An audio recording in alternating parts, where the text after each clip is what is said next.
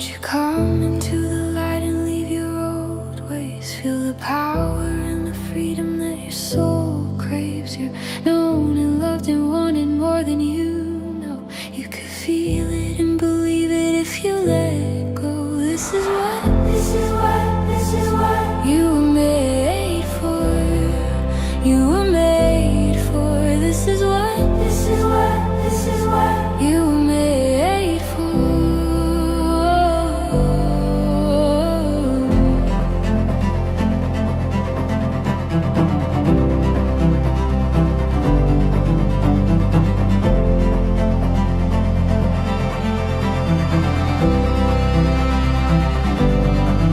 So leave your fear behind and let it make you brave.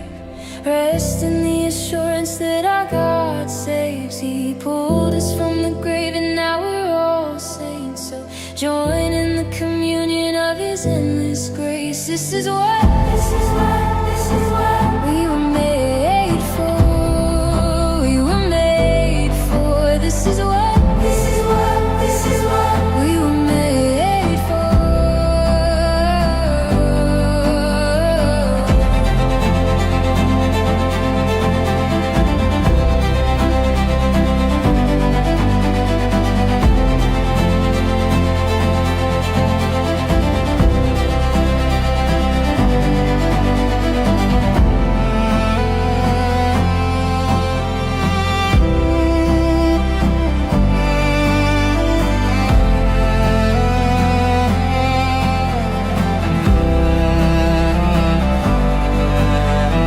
Come join the family. Be the sister, be the brother that you can be.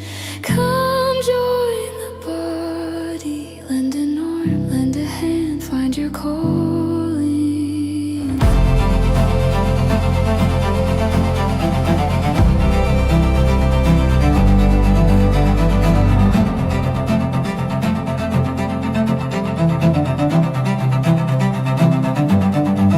This is what we were made for. We were made for. This is what we were made for.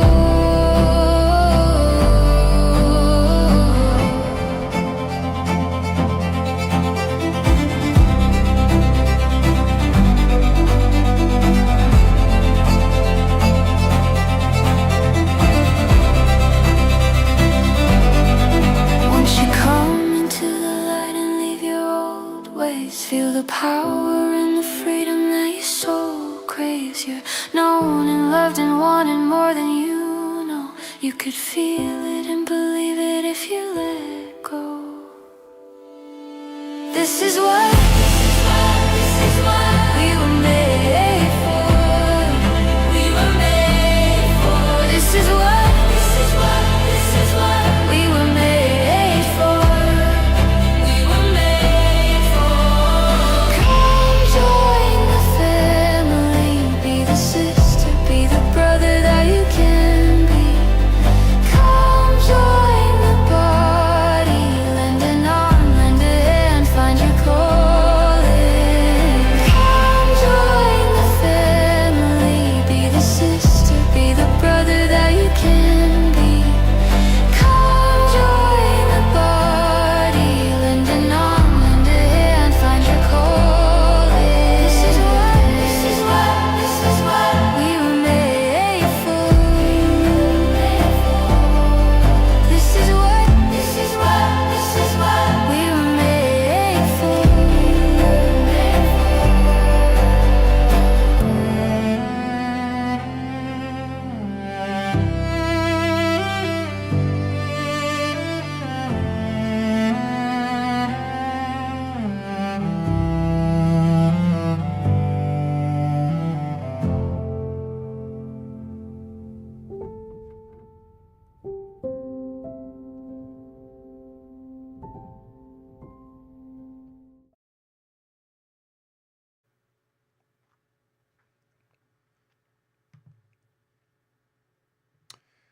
Safe to Serve family, greetings, salutations.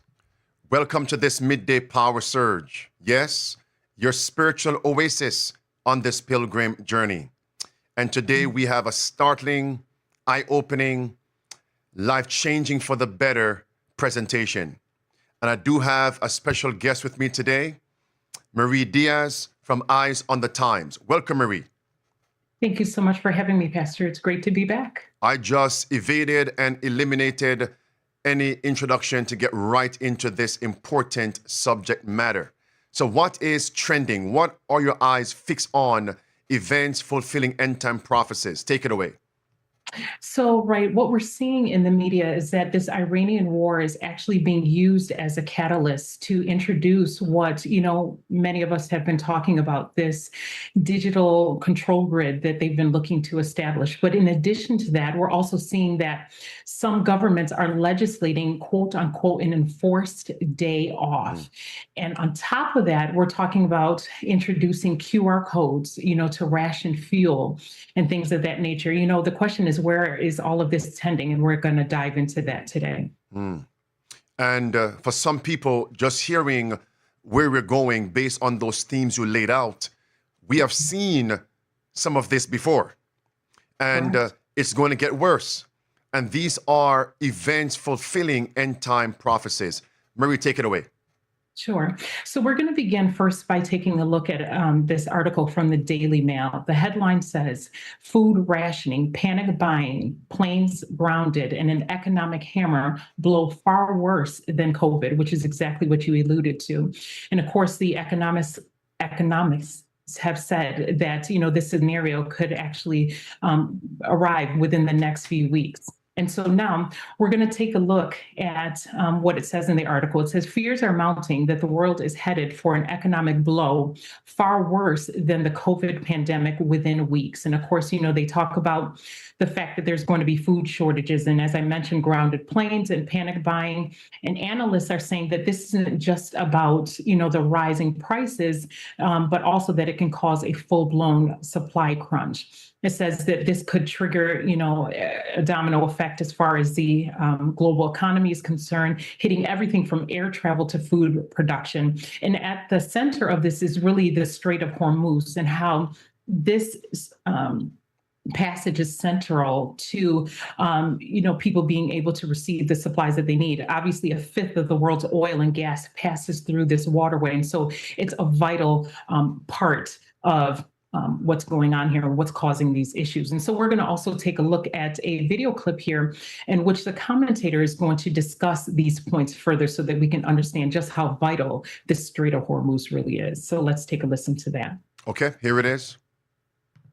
Look around and try to find anything that doesn't have fossil fuel embedded in its manufacture or delivery. It's everywhere, in everything. Toothpaste comes from petrochemicals. So does Panadol, as do most of our medicines. Most of the fertiliser that grows our food is made using gas. Without it, half the world's population would starve. There is no industrial scale replacement. This is why oil and gas underpin the price of everything. Mercy. When the supply is cut, the entire global economy shakes. Closing the Strait of Hormuz is the Iranian regime's nuclear option. Within days of the truck stopping, our society would begin to fail. We're not there yet, but we are profoundly exposed. Mercy. So we're talking about cosmetic items. We're talking about hygiene products, toothpaste. We're talking about agriculture, growing food and travel. Marie.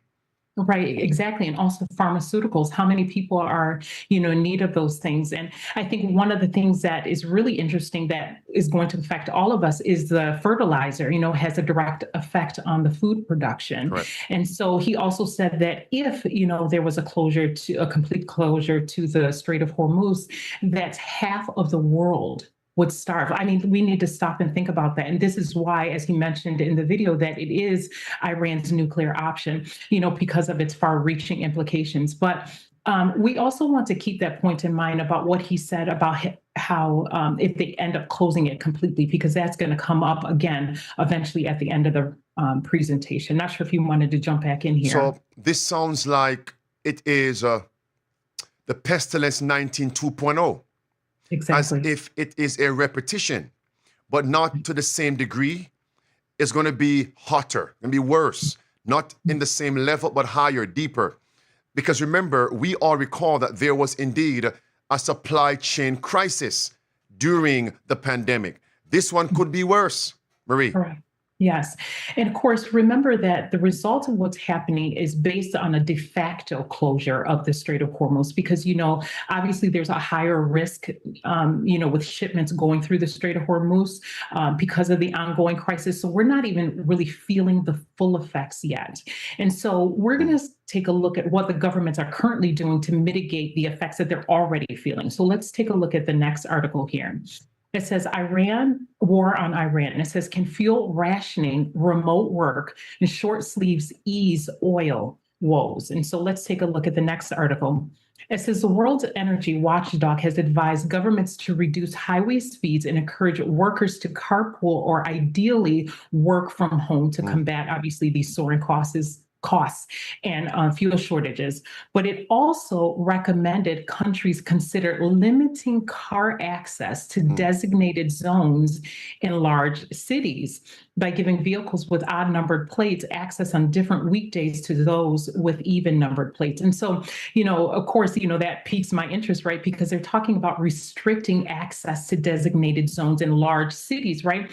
Isn't that synonymous or similar to what they've always talked about, these car-free zones, the 15-minute city concept, where in my mind, they're essentially conditioning people to accept this already, having to live within this 5-mile radius. As you covered that a while ago, 3 quick things. Number one, the crisis won't hit as yet because there's always a little in reserve. But once the reserve is expended, then the issue, the crisis at the Strait of Hormuz is going to affect us, not just as a nation corporately, but as individual families and individual persons. Number one. Number two, as you read that, I also recalled what happened during the pandemic. Because notice, you read that by giving vehicles with odd-numbered plates access on different weekdays, don't forget that, to those with even-numbered plates. You know what? Take a look at this, Marie. This happened in the Cayman Islands, the Caribbean, and Latin America during the pandemic. If you notice, it actually said that there were hard curfew and soft curfews. Those with last names A to K can only do essential travel only on Mondays, Wednesdays, and Fridays. Okay, those with last names ending L through Z can do so only on Tuesdays, Thursdays, and Saturdays. Imagine that. Now, if my last name was between L and Z, I'm working, 2 jobs. So, and there's curfew at the end of each day. So I won't be able to buy or sell on Tuesday or Thursday. The only day that's left is Saturday, but I'm a Seventh-day Sabbath keeper. I'm a Seventh-day Adventist Christian. So on what day will I shop? So now I must think of taking off from work without pay just to go buy and sell. How long can that continue without me breaking the bank and using up my reserves? Not only in the Cayman Islands, not only in Latin America, also in Jamaica. It's right there on the screen. St. Catherine, people whose surnames begin with the letter A through M will be allowed to get their food stock or medication, Marie, between 10 a.m. and 1:30 p.m. only on Wednesdays and Saturdays. Back to my point. Only one person from each household is allowed to visit the shop or supermarket. That's startling. That is satanic. And persons with surnames ending, starting with letter N through Z will be allowed to carry out similar exercise from 1:30 p.m. to 5 p.m. only on Wednesdays and Saturdays. It's all there. The Prime Minister also said, older people will be able to travel only on specific days. That is draconian. Not only in Jamaica, Cayman Islands. Look at Peru. In Peru, men can leave their houses only on Mondays, Wednesdays, and Fridays. In Panama, those days, only women can leave Mondays, Wednesdays, and Fridays. And guess what? Nobody can leave their home on Sundays. Again, Oswego, it's all the same exact thing. Now, this one connects. It's talking about license plate, right? Notice, it says voluntary travel restrictions has residents who were born in an odd year. You can only travel Mondays, Wednesdays, and Fridays. That means they must have checkpoints. Show me your license, please. Let me see what year you were born in. 19, give me a date, preacher. 1980, what now? 1995, odd number. You can only travel Monday, Wednesday, and Friday. You dare not travel on Tuesday and Thursday if you're born in an odd number year. It goes on. I mean, this is ridiculous. No, it's satanic. Even numbered years could travel only Tuesday, Thursday, and Saturdays. And guess what? You can't leave on Sunday. In Puerto Rico, is that not linked to America? Vehicle license plate ends in an even number. You can only travel Mondays, Wednesdays, and Fridays. If your license plate ends with an odd number, you can only travel Tuesday, Thursday, and Saturdays. Look at this now. No vehicle will be allowed to travel on Sundays. Here's my point, Marie, and we could go on and on and on and on and on. Same thing in different countries, okay? On and on. Here's my point here, Marie. It seems to me that they have the draconian policies already on the books. And as soon as there is a crisis, they are quick, or may I say, revert to promoting it again. Never let a good crisis go to waste. Marie. Right. And it's interesting, Pastor, because you always comment on the fact that we see things in waves.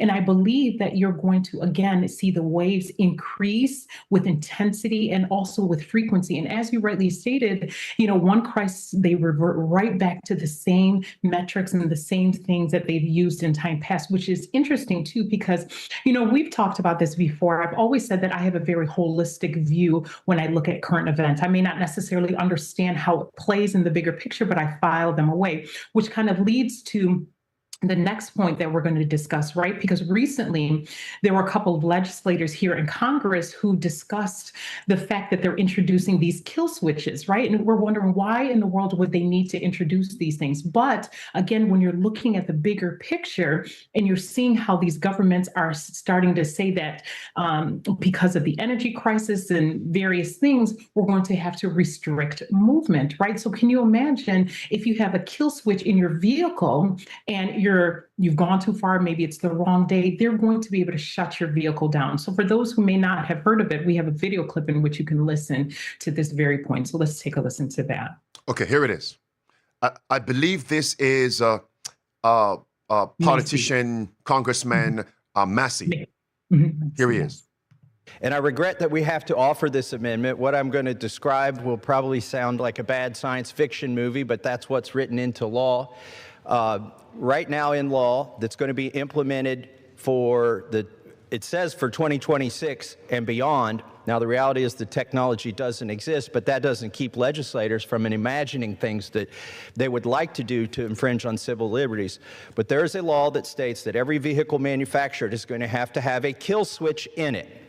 The car itself will monitor your driving. And if the car thinks that you're not doing a good job driving, it will disable itself. After what Representative Massey said, the car is going to be the judge, jury, and sentencer for your crime in the car. The next thing is going to be, well, we need to hook this thing up to the government so we can dispatch the police. I'm just going to tell you what's going to happen next. They're going to be shutting your car off when they decide whatever they decide from wherever they decide it. Marie, Yes. And so, Pastor, obviously, we can see based on these clips that they are, as we mentioned, reintroducing some of the same things that they introduced during the COVID crisis. So let's look at the following headline so that we can see essentially what they're reverting back to. This is coming from the Fortune magazine. It says the Iran war is reviving remote work across the world, from Denmark to Vietnam. And again, Pastor, we're going to continue beating this. These are the exact same policies. And, when I was contemplating this, I'm going to say something that could be misconstrued, and seem a little controversial. But Pastor, could it be that COVID to a degree was almost like a form of cestius? Yes. And now with this current crisis, right, with this Iranian war, we're seeing how Titus is coming back. And, remember, again, we're talking about lockdowns, restrictions, the travel bans, working from home, the inoculations, all of these things. You weren't even able to go to church, right, to be able to worship according to the dictates of your own consciences. So these are the exact same things. And like I said, imagine if, because if we're still using the same illustration, when Titus came, there was no break. We, those that were inside of the city, unfortunately, were stuck. So, may this be a warning for us as we're seeing the army approach it. Did you want to interject here? And they have the perfect crisis to justify restricting travel, right? Notice, Yes. no oil, no gasoline, no diesel, right? So we must restrict, we must limit your travel. And we must now have checkpoints on major highways to make sure that the restrictive policies, the satanic policies are being adhered to. Do we realize what could be, what should be? And God is simply holding back things just a little longer for us to implement the 5 keys of survival? Marie. Yes.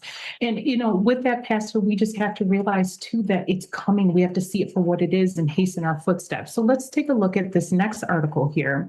And, they're telling us essentially in the headline there, it says that, these the hybrid work and remote work and things of that nature could end up being something that's going to stick. So unlike COVID, they brought in the restrictions and they removed them, but now they're telling us that they may implement these things and they may stick. So let's take a listen to another clip in which he's going to discuss this very point, the things that governments around the world are currently doing to mitigate. Wait.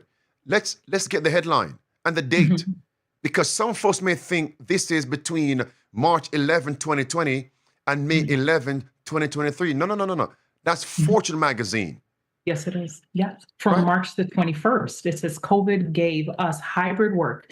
The Iran war might give us a 4-day work week, and this time experts say it could stick. So Friends, yes, this is for the long term. March 21st, this year, Marie. Let's go. Also, Pastor, the fact that in this article, they're telling you, they're referring back to COVID. There's no ambiguity here. They're telling you what we did previously is what we're going to do again. I just wanted to point that out. So yes, we can take a listen. So let me re-emphasize your point that you thought would be somewhat controversial. We can look at the pandemic as a dress rehearsal, as a cestius descending upon Jerusalem. And now we're seeing a repetition is going to get worse as the coming of Titus. Yes, correct. Marie. We're going to take a listen to that next clip. Okay, here it is. It looks like COVID-style lockdowns are slowly making a comeback. This time, it's not due to a virus, though, but rather it's because of the Iran war, or more specifically, because of the situation currently unfolding over in the Strait of Hormuz. Countries are now both asking as well as mandating people to work from home. For instance, over in Denmark, you had their energy minister nearly beg citizens to stop driving, telling Danes to please not drive a car unless it's absolutely necessary. That was an example of a country giving a suggestion. However, over in Southeast Asia, the governments of several countries there have gone a lot further because, frankly, those countries depend a lot more on imported oil from the Middle East, somewhere between 60 to 95% depending on which country you're looking at. And so Thailand, for instance, they have ordered their civil servants to use the stairs instead of the elevator, to work from home instead of coming to the office, to set their air conditioners to a cool 80 degrees Fahrenheit, to cancel almost all international travel, and government employees must wear short-sleeve shirts rather than business suits. The Thai government added that if the situation continues too much further, more stringent measures will have to be implemented? That is, if we didn't understand end time prophecies, we would call that ridiculous, asinine. It's just humorous. But because we understand end time prophecy, we know it is draconian and satanic. Marie.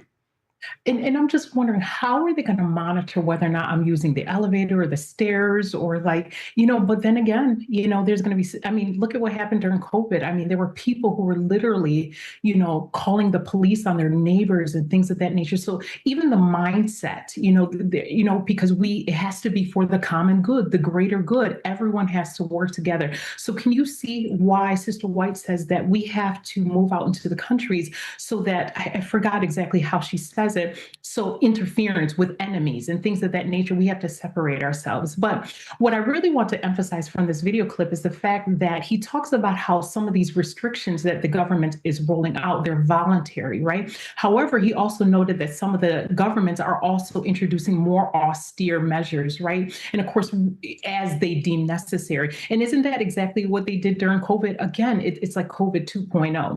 But I want us to take a look at some of these measures that the governments are already taking. Mind you, that the Strait of Hormuz they haven't completely shut it down yet, but this is what they're doing. So let's look at this first. Hold on, Marie, before you go there. I'm not sure if STS Live remember when we covered several counties in America, several countries in the world where families, residents had to change out their meters and bring in smart meters during the pandemic.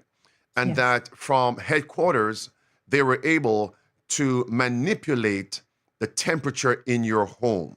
They were the ones that set your temperature in your home, and you had no way, no permission, no authority, no leverage to change the setting, the temperature in your home.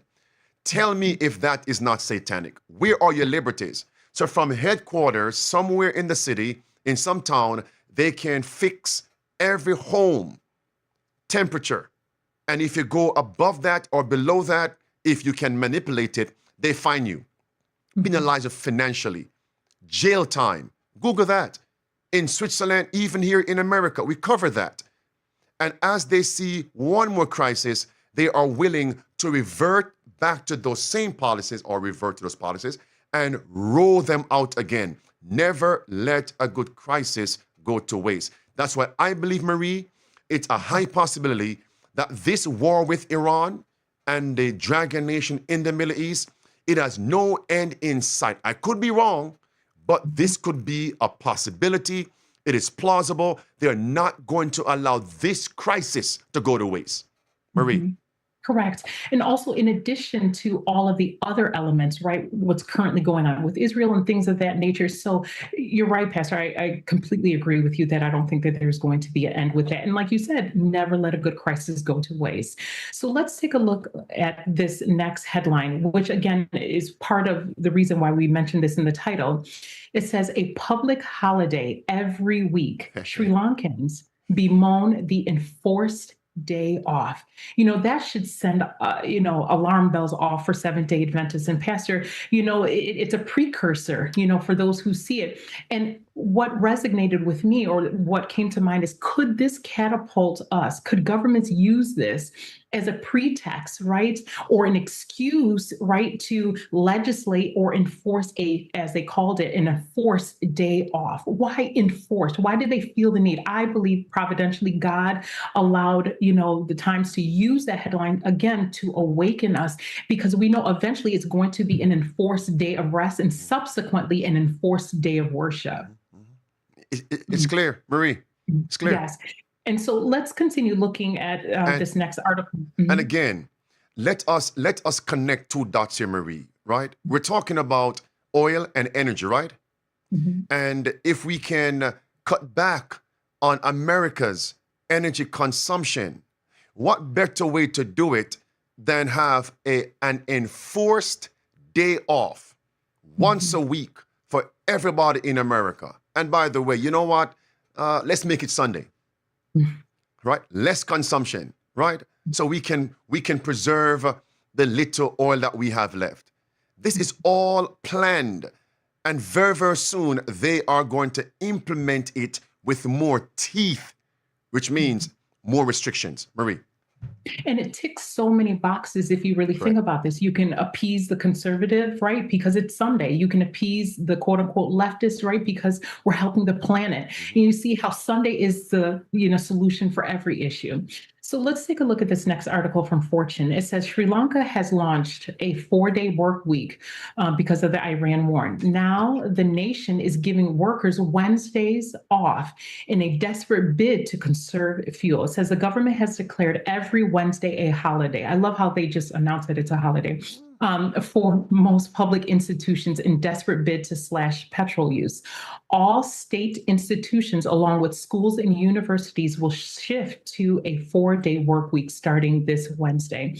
And, Pastor, I'm so glad that you made a point of mentioning all of those articles beforehand, because this is going to tie in exactly with the point, because again, some people may not necessarily see how this enforced day off it's kind of a precursor for what the Bible tells us is going to happen. But if you look at the next articles, you're going to see how some of the measures that governments have done historically, how they're going to introduce them again. So let's take a look at this article. And this says, Pakistan Punjab government to impose lockdown on Sundays. For what reason here? To conserve energy, right? That's it. It says in Pakistan providential government has decided to impose a complete lockdown in its providential capital, Lahore, on all kinds of business activities, right? Buying and selling, right? In a bid to conserve energy. Yes. Let's take a look at another article. This is from Australia. It says, put the brakes on and keep the car in the garage on Sunday to ease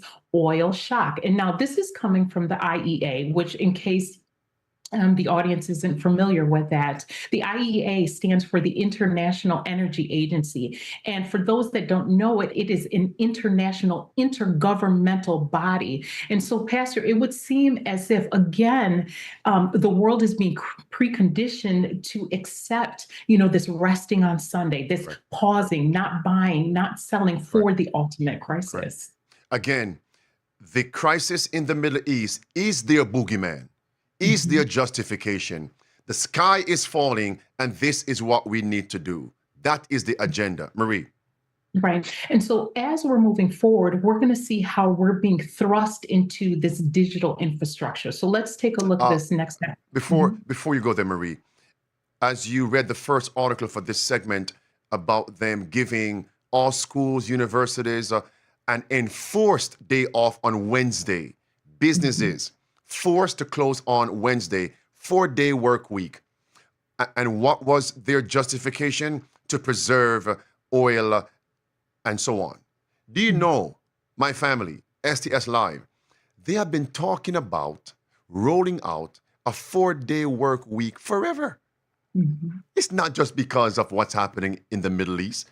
They've been talking about this for years. Even during the pandemic, this was one of their so-called solutions, so-called remedies. So now this war in Iran, the Middle East, has begun. Now they are reverting to what they were thinking of rolling out, and now they have a justification. It's a page from the same devil's playbook. Marie. And what's interesting also to augment that point, Pastor, is this is something that has been discussed all over in the West, everywhere. And so again, this is what I'm saying when I say that you have to look at the whole picture and then you realize that it's all connected. So the article says here, from 4-day weeks to AC bans, the world is scrambling to save energy. And it says governments around the world are pressuring consumers to reduce energy. And it says the changes are being rolled out as a mix, listen, of voluntary acts, soft restrictions and incentives to cut demand, but the policies are multiplying and growing more constraining as the crisis continues. So they're clearly telling you that as things increase, as the shortage, becomes worse, they're saying that essentially they're going to, we're going to go from soft restrictions to mandatory measures. Did you want to jump in here? No, continue, Marie. Let's keep the stranglehold on so people can realize how close we are to the end. Amen. Right. And so again, like I said, they're doing the exact same thing they did during the COVID crisis. And so what I want us to see is how they're using these measures, how they're going to strip us of our freedom. So let's take a look at this article here about Sri Lanka.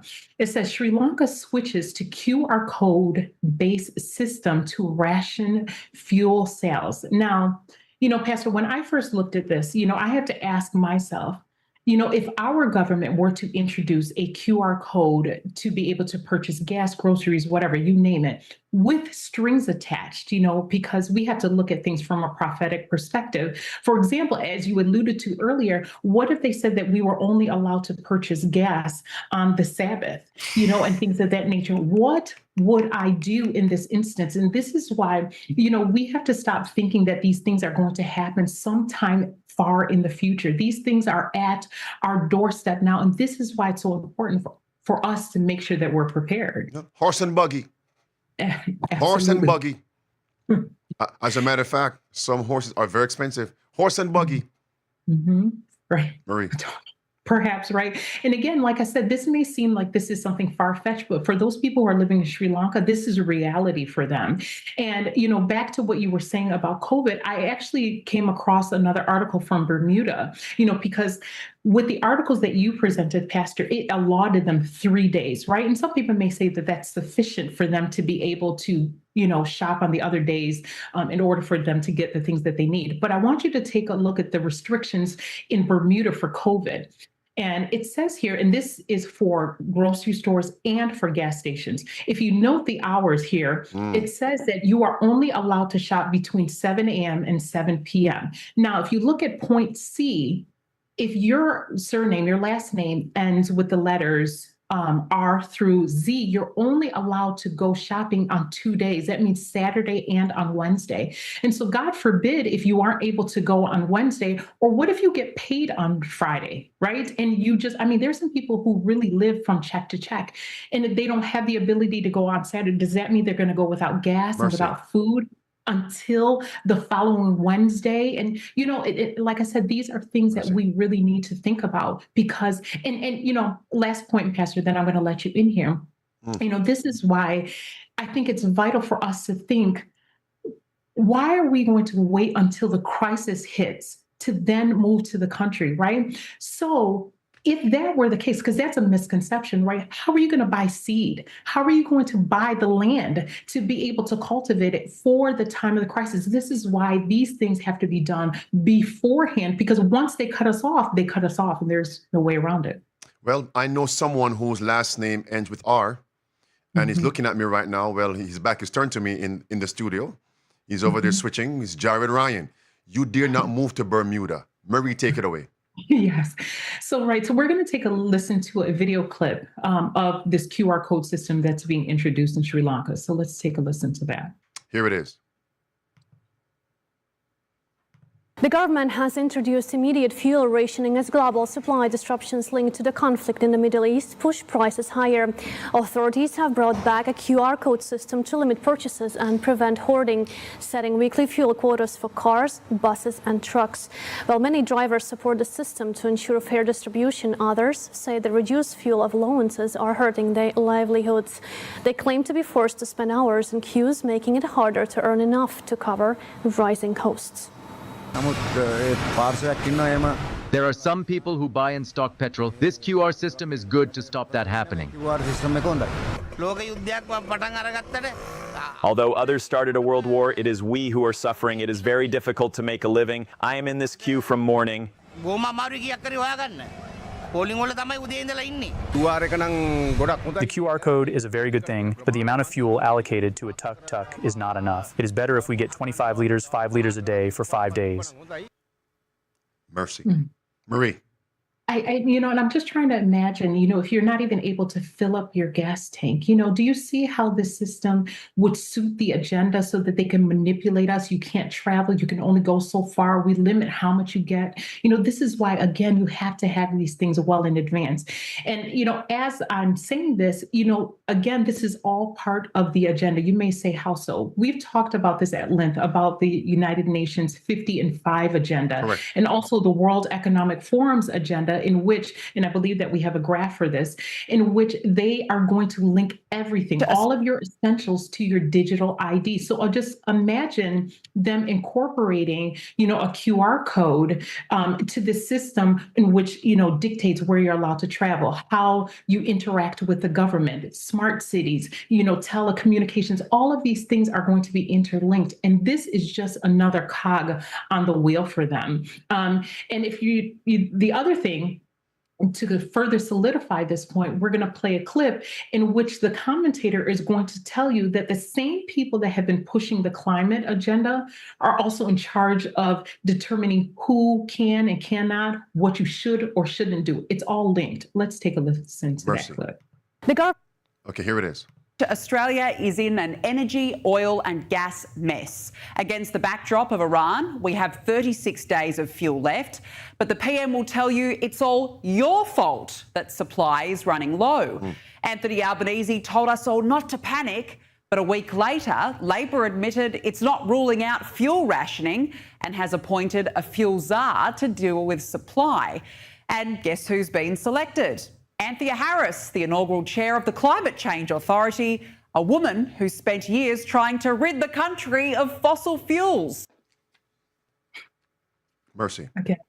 Again, Pastor, it's all linked. And, I have just one more article that I wanted to show on this point here, because this isn't directly related to what's happening in Iran, but I want you to see that even here in the West, government introducing policies that will dictate when or how you're able to purchase gasoline. This is coming from Mexico News Daily. Take a look at this. It says, looking at an all-digital future, Sheinbaum plans to eliminate cash at the pump and the toll booths. It says, for how long will your cash be good at the pump? According to the president, ambitious timetable, digital payments at gasoline stations will be mandatory before the current year is up.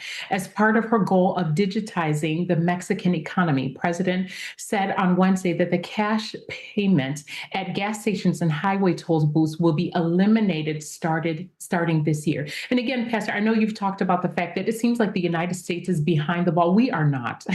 With the stable coin, with all of the other legislation, with phasing out paper checks, with what the European Central Bank is doing with getting rid of cash, everyone is on par. They're just waiting for the other systems to ensure that they're in place. And once the crisis fully hits everyone, it's going to be like lockstep once things get moving. Marie, I sat here and listened and watched. I thought about this. Since they're now using the war in the Middle East to roll out more satanic, draconian policies, and one of our focuses today was on energy, right? Electricity in your vehicle. Could it be, Marie, this whole push to use alternative electricity was all a facade? Think about this. Why would they want to give residents alternatives? Why give them options? Because if you want to restrict and enslave the masses, you can't give options. People don't get that. To enslave us financially, they have to remove paper currency. Remove everything that is not digital, all of it, and make it all digital. That's how they have control. If you give options, you can't have complete control. And based on end-time prophecy, they have to have total control. Now watch this. Apply that now to energy. So all this idea about let us combat climate change and let's have alternative power, no. It's a facade. That's why America, Trump administration, is not going along with that agenda. The tyrants who have him on a puppet string understand, if individual families, think about that, has alternative electricity and vehicles that don't depend on the system, how are you going to restrict travel? You can't. Because they have options. And that's why I believe they're not standing for that movement. They want to make sure everybody is on one system so they can either shut the system down or keep it alive with restriction. Mhm. I call that a nail in a sure place, Marie. Amen. Exactly. Right. And, Pastor, these things are, increasing with intensity and also with frequency. And if we're not paying attention to these things, they're going to catch us off guard, which leads me to my next point, right? Because as I stated at the onset of this presentation, the Strait of Hormuz, it's a de facto closure. But what you're going to see now is that President Trump has recently given the Iranian president, or the person who's in charge right now, an ultimatum. So let's take a look at this next article from The Guardian here. It says, Marie. Yes, sir. I can't help. I can't help it. Sure. Did you just read something from Mexico? I did. That they are going to eliminate cash at the pump and the toll booth? Mm-hmm.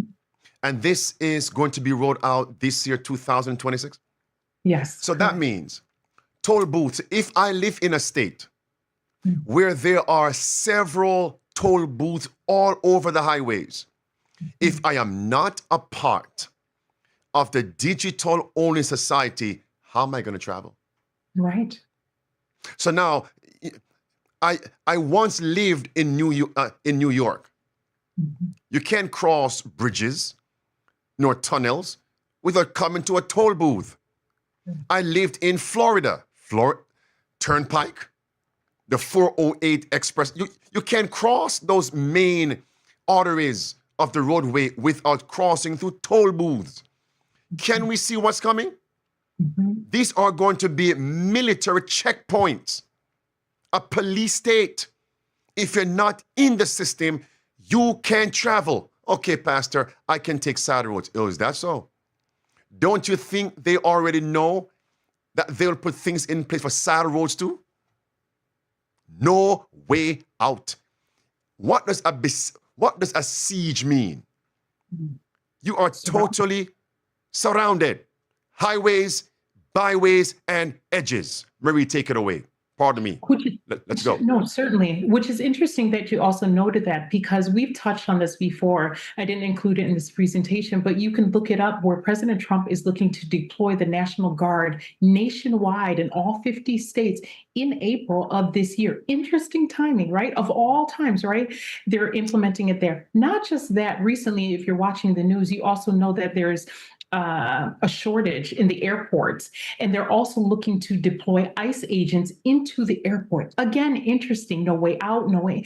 So it's all, again, if you can see the bigger picture, and this is why I alluded to my illustration of Titus, because once you're inside of the city, once the troops have been deployed, where are you going to go? What are you going to do? And of course, this isn't to make us fearful. It's to open up our eyes. We're supposed to be men. What does the Bible say? That we're supposed to know the time to know what we should do instead of, waiting around. So again, I'm going to illustrate the point that this crisis is only going to increase. Let's take a look at this next article from The Guardian, and so that we can see the ultimatum that President Trump has given to the Iranian president. It says, Trump news at a glance. President gives Iran an ultimatum. Iran issues Middle East a threat. It says Donald Trump has given Iran 48 hours to reopen the Strait of Hormuz to shipping or face destruction of its energy infrastructure.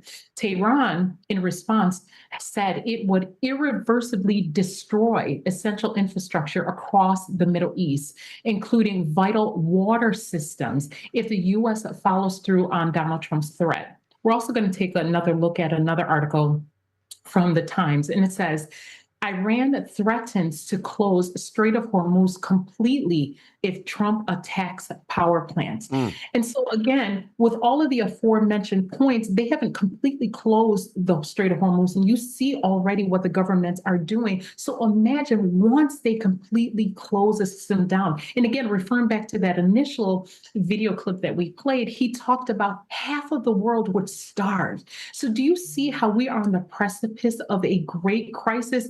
And this is also in addition to all of the other things that are happening that's pointing to Jesus' soon return, right? We're talking about right here in the United States, we're approaching the 250th anniversary. They're talking about a uniform day of rest. We're talking about Catholics openly boasting about what the Jesuits have done and how they essentially control all three branches of the government. So do you see how on every point, I mean, the signs are indicating that, we're nearing the close of probation. But like I said, in addition to that, they're introducing this digital system. In some countries, they're already rolling out. Brothers and sisters, we're at the door. Apply the pressure, Marie. Continue.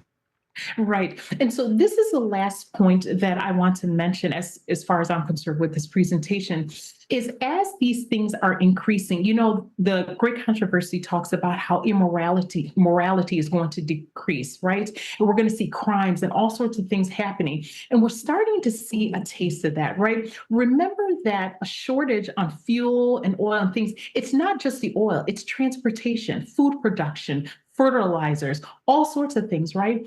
And in this video clip, you're going to see how people are already starting to steal gasoline and petrol from other individuals. So imagine once this closes down completely and the grocery stores are empty and people aren't able to get the things that they need, like he mentioned, how petrol is tied to medication and toothpaste and other things. Imagine if they can't get the essentials, how this is going to increase. Do you see the necessity of us moving out of the city so that we don't have to deal with the turmoil? It also mentioned, Sister White also tells us how there's going to come a time, Pastor, when we're going to want to flee and we're not going to be able to. And so this is why, if you have the means, if you have the ability, do so while you can. So let's take a listen to that video clip.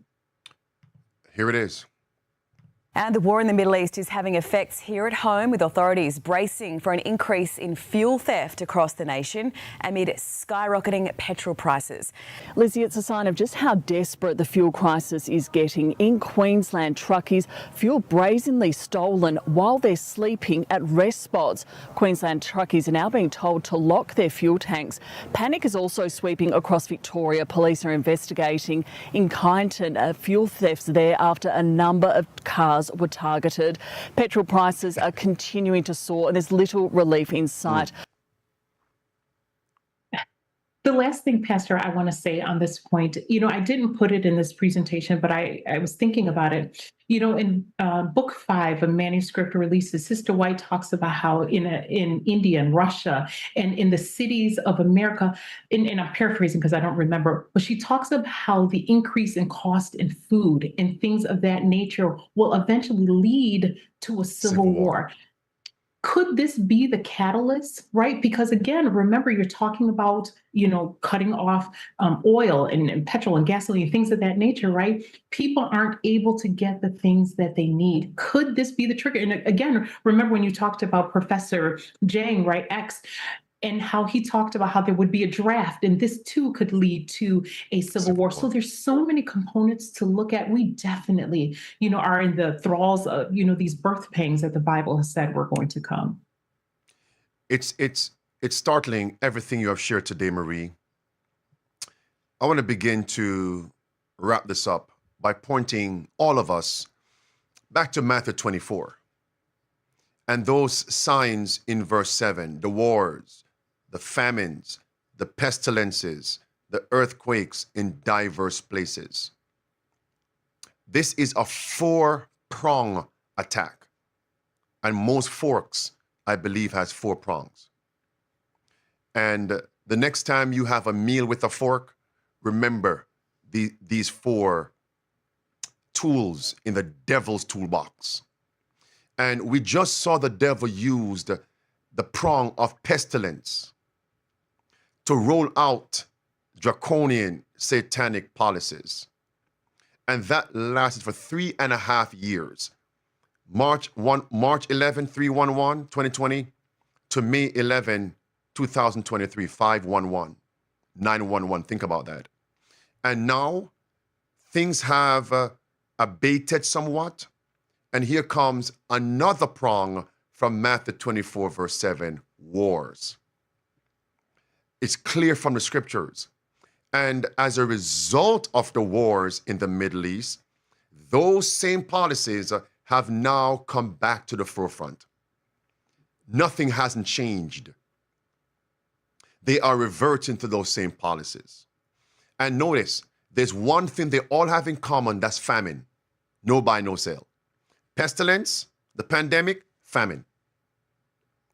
Everything we mentioned in this lesson.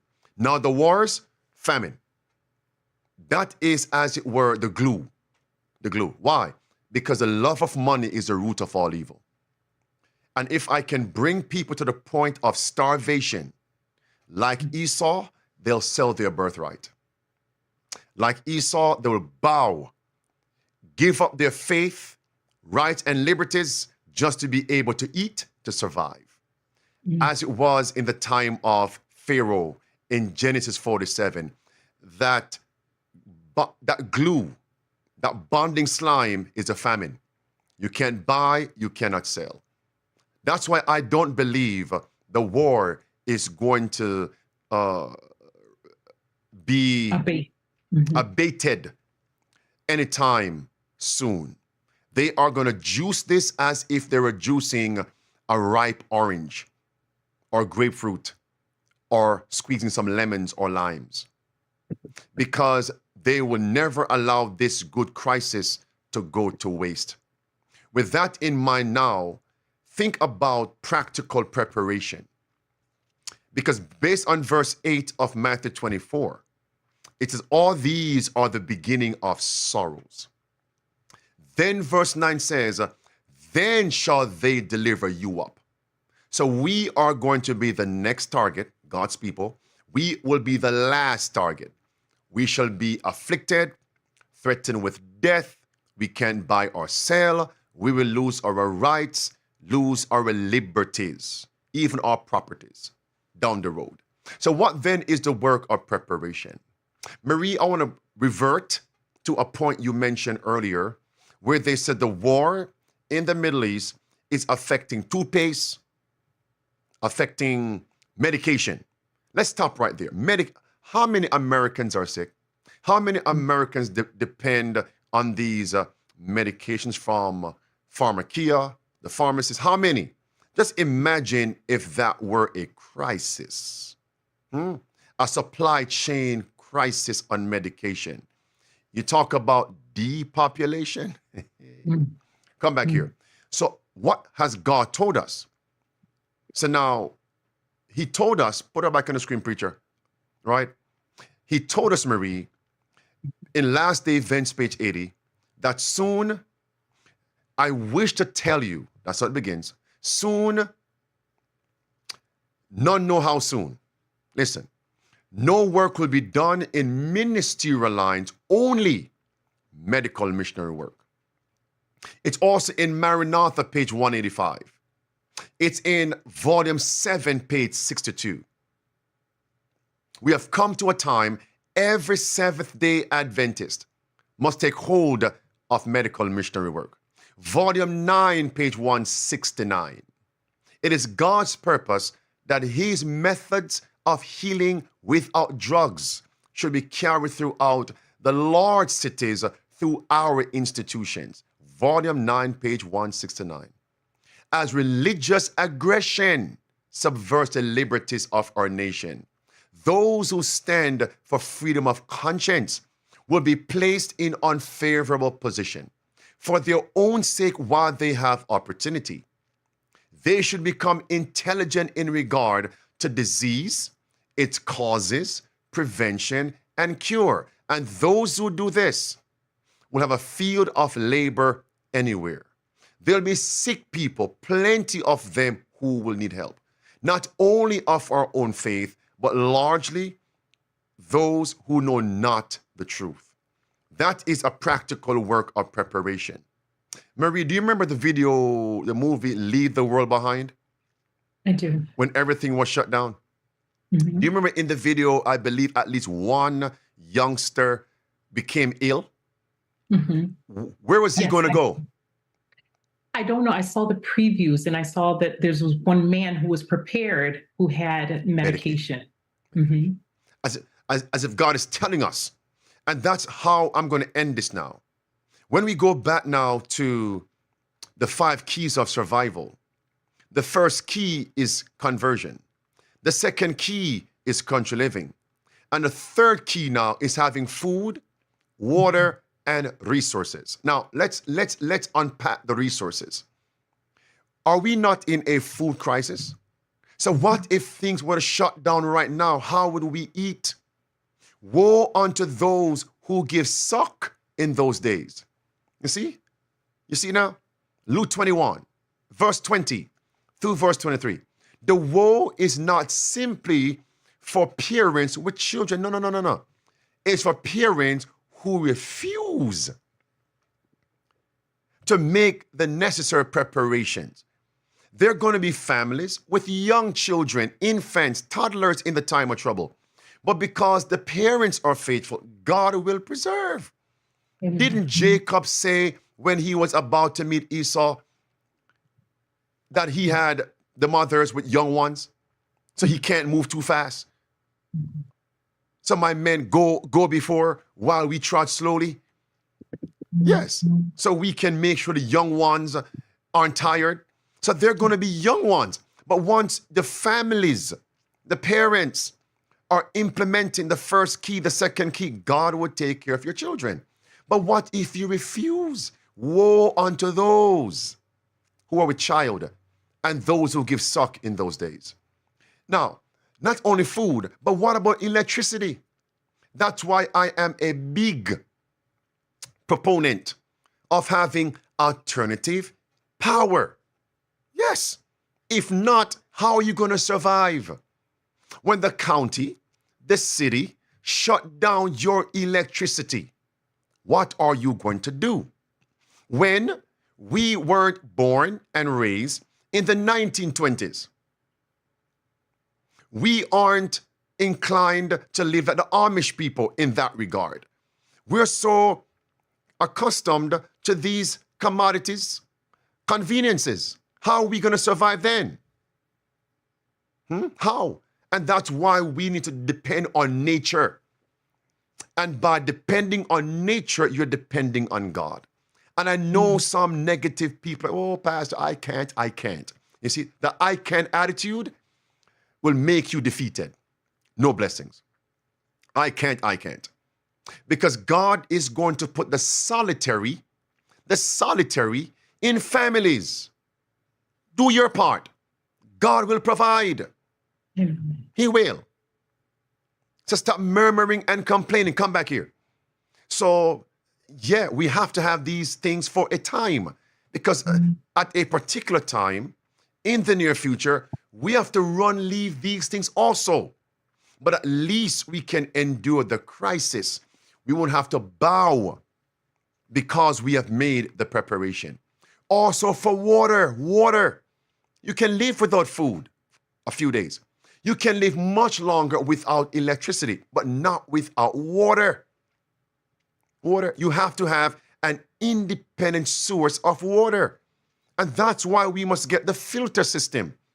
Stock up, store up, because one day the monies in the bank will be useless to you as you stand for God. Marie, any input there?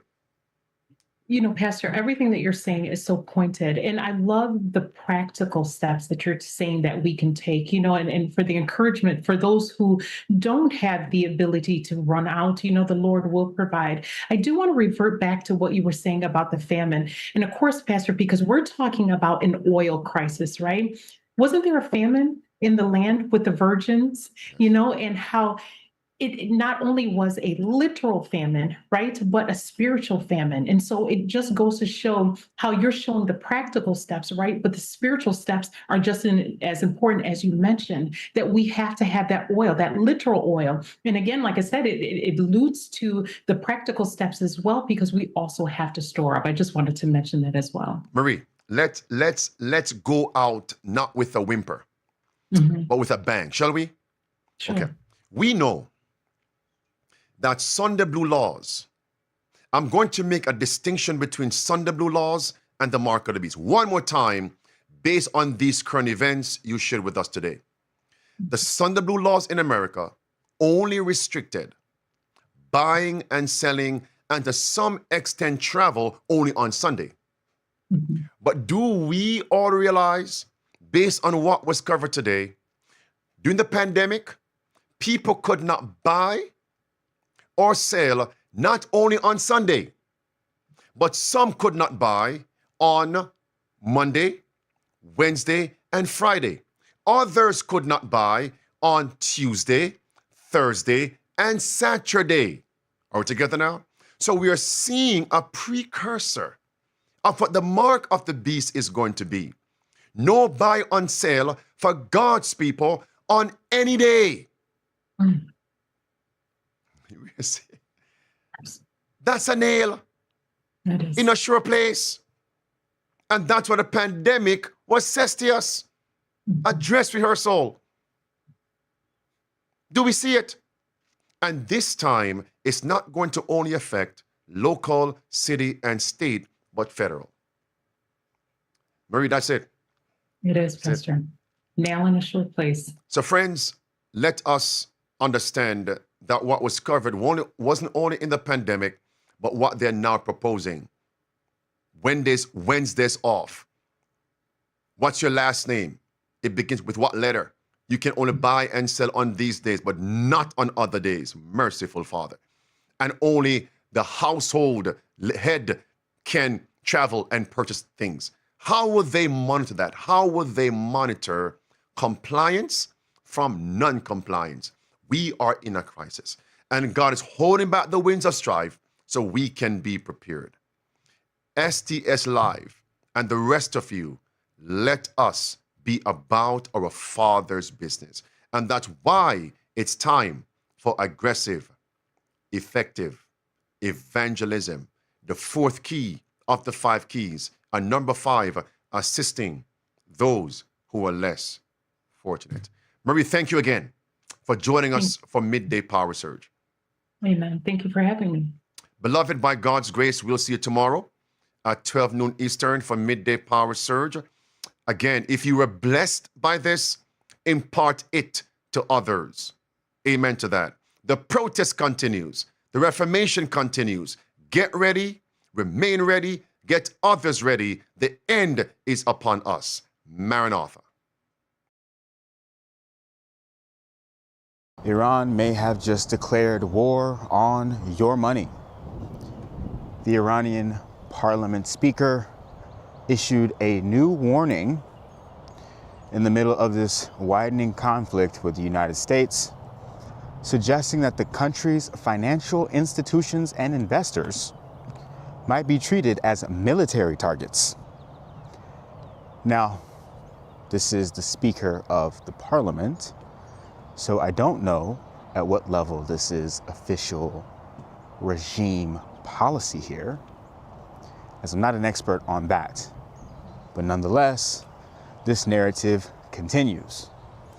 So let's break down exactly what's going on here and what this means for you and your money. The Iranian parliament speaker said, using X's tool to translate, quote, in addition to military bases, those financial institutions that fund the U.S. military budget are considered legitimate targets. U.S. Treasury bonds are tainted with the blood of Iranians. If you choose to purchase them, you are in fact attacking your own assets and primary headquarters. We are monitoring your investment portfolios. The U.S. Treasury bond has become the target, the weapon that the U.S. has used to maintain its power for decades. Let's break it down. In 1971, under Richard Nixon, the U.S. ended the gold standard. This was known as the Nixon shock. This meant that the dollar was no longer backed by gold, and the U.S. needed a way to maintain global demand for the U.S. dollar. And in 1974, the U.S. and Saudi Arabia made a series of agreements. Saudi Arabia would price oil in U.S. dollars. They would reinvest surplus oil revenues into U.S. treasuries. And in return, the U.S. would provide military protection, security guarantees, weapons, and support. And this became known as the petrodollar system. Now, Saudi, as the largest oil seller in the region, set the tone for the Organization of Petroleum Exporting Countries, known as OPEC. They all, essentially, from that point forward, made the US dollar the dominant currency that oil was traded in globally. So Iran is essentially directly calling this out and is calling for the end of this standard. First, we saw the idea that any ships passing through the Strait of Hormuz would need to pay in Chinese yuan rather than in US dollars, essentially creating a form of the petro yuan. And we may be seeing that this is actually occurring to some degree, with reports of Japan agreeing to this arrangement, with some reports of India accepting as well. Now we have an Iranian official saying that the buyers of US treasuries are its enemy and may be the targets of the regime. US Treasury securities are held by central banks, pension funds, regular commercial banks, and individual investors around the world. And Iran has essentially just declared all-out war on the entire US financial system and anyone who supports it. Now, considering that the US has threatened Iranian civilian infrastructure, Iran may feel justified in hitting banking infrastructure along the Gulf region. We've already seen data centers get hit, and we've discussed the potential for attacks on undersea fiber optic cables that enable internet connectivity throughout the region. But the piece of this story here that I thought was the most interesting is when this Iranian official has said, "We monitor your portfolios." That's an interesting statement, and it makes me think. Now, I'm not a financial advisor, and none of this is financial advice. And I highly recommend that you do not take financial advice from a random guy walking around a park talking to a stick. Day after day, we see the rhetoric creeping toward finance, technology, and where they intersect. We've talked about the potential for Iran to utilize blockchain technology to make the verification of yuan payments more efficient. There are already rumors that crypto is being used to settle payments to get through the strait. We already know that Iran has used Bitcoin to fund its proxies, and that they've also used stablecoins like Tether to evade US sanctions. And now we're seeing the Iranian threat of financial surveillance. That might be encouraging for countries and actors around the world to start to think about how they could further obfuscate ownership or transactions themselves using privacy-preserving financial technology, such as some form of distributed ledger technology. If Iran is declaring war on the US dollar, then what exactly do they expect to take its place? Is it purely the Chinese yuan? Do we see the world moving into a gold-backed system, even when we're in the middle of a digital age? Could it be that we are witnessing the creation of an entirely new monetary standard in real time? Let's keep in mind that the Bank for International Settlements, the bank of all central banks, created a project called mBridge and ran pilots alongside the Bank of Thailand, the Central Bank of the UAE, the People's Bank of China, the Hong Kong Monetary Authority, and the Saudi Central Bank to create a blockchain-based payments ledger, which is designed to support real-time cross-border payments and foreign exchange transactions. Cross-border central bank digital currency. The BIS, after creating this, actually backed out of it in 2024, saying, quote, "I would say that the project has been so successful that we can declare that we have graduated out." And then went on to say that not because it was a failure, but rather because mBridge is at a level where the partners can carry it on by themselves. I certainly wouldn't be surprised by us seeing some form of distributed ledger technology or digital currency solutions coming up as a way to fix the problems that we're already facing and that may potentially get even worse. We've talked about why China wouldn't necessarily want the yuan to be the currency that ends up being used. It essentially just makes it a lot harder for them to achieve their own domestic goals. If demand for the yuan gets too much higher, then their exports would essentially go down. So China doesn't necessarily want the yuan to be used. Something is going to have to give. And we've talked a lot around here around how a neutral bridge currency might be the answer. But I don't know, maybe I've completely lost the plot here. What did I miss? What did I get wrong? Or how could I be looking at this completely differently? Let me know in the comments down below. Welcome back to Heritage and Hope Ministries. I'm your host, Alex. We're bringing you another Sunday Law update. And since our last update, a lot has happened around the world that deserves careful attention. I'm actually joined by my brother James, as always, here, as well as our associate, Dr. Brian Hustad, and also Michael Godwin as well. And then as well from Sanctuary Door Ministry, we're pleased to have Andrew Bakitschke joining us remotely. Andrew co-hosts the Truth Project with Matthew Shanchay. And Andrew, thank you so much for joining us today. Oh, I'm glad to be here. Thank you for having me.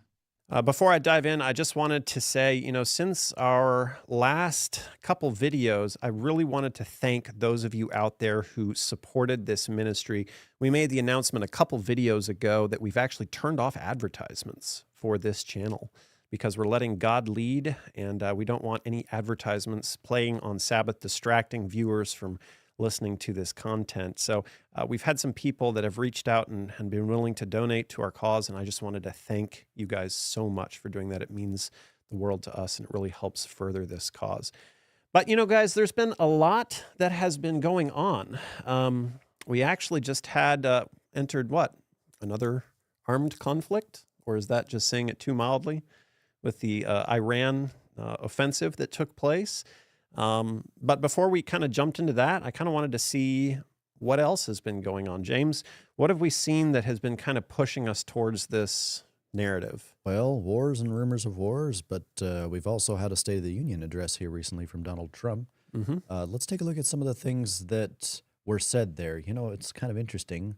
Here we are kicking off all these wars, but at the same time, the narrative is being sold that we're entering a golden age. This July 4th, we will mark 2.5 centuries of liberty and triumph, progress and freedom in the most incredible and exceptional nation ever to exist on the face of the earth. And you've seen nothing yet. We're going to do better and better and better. This is the golden age of America. The golden age of America is upon us.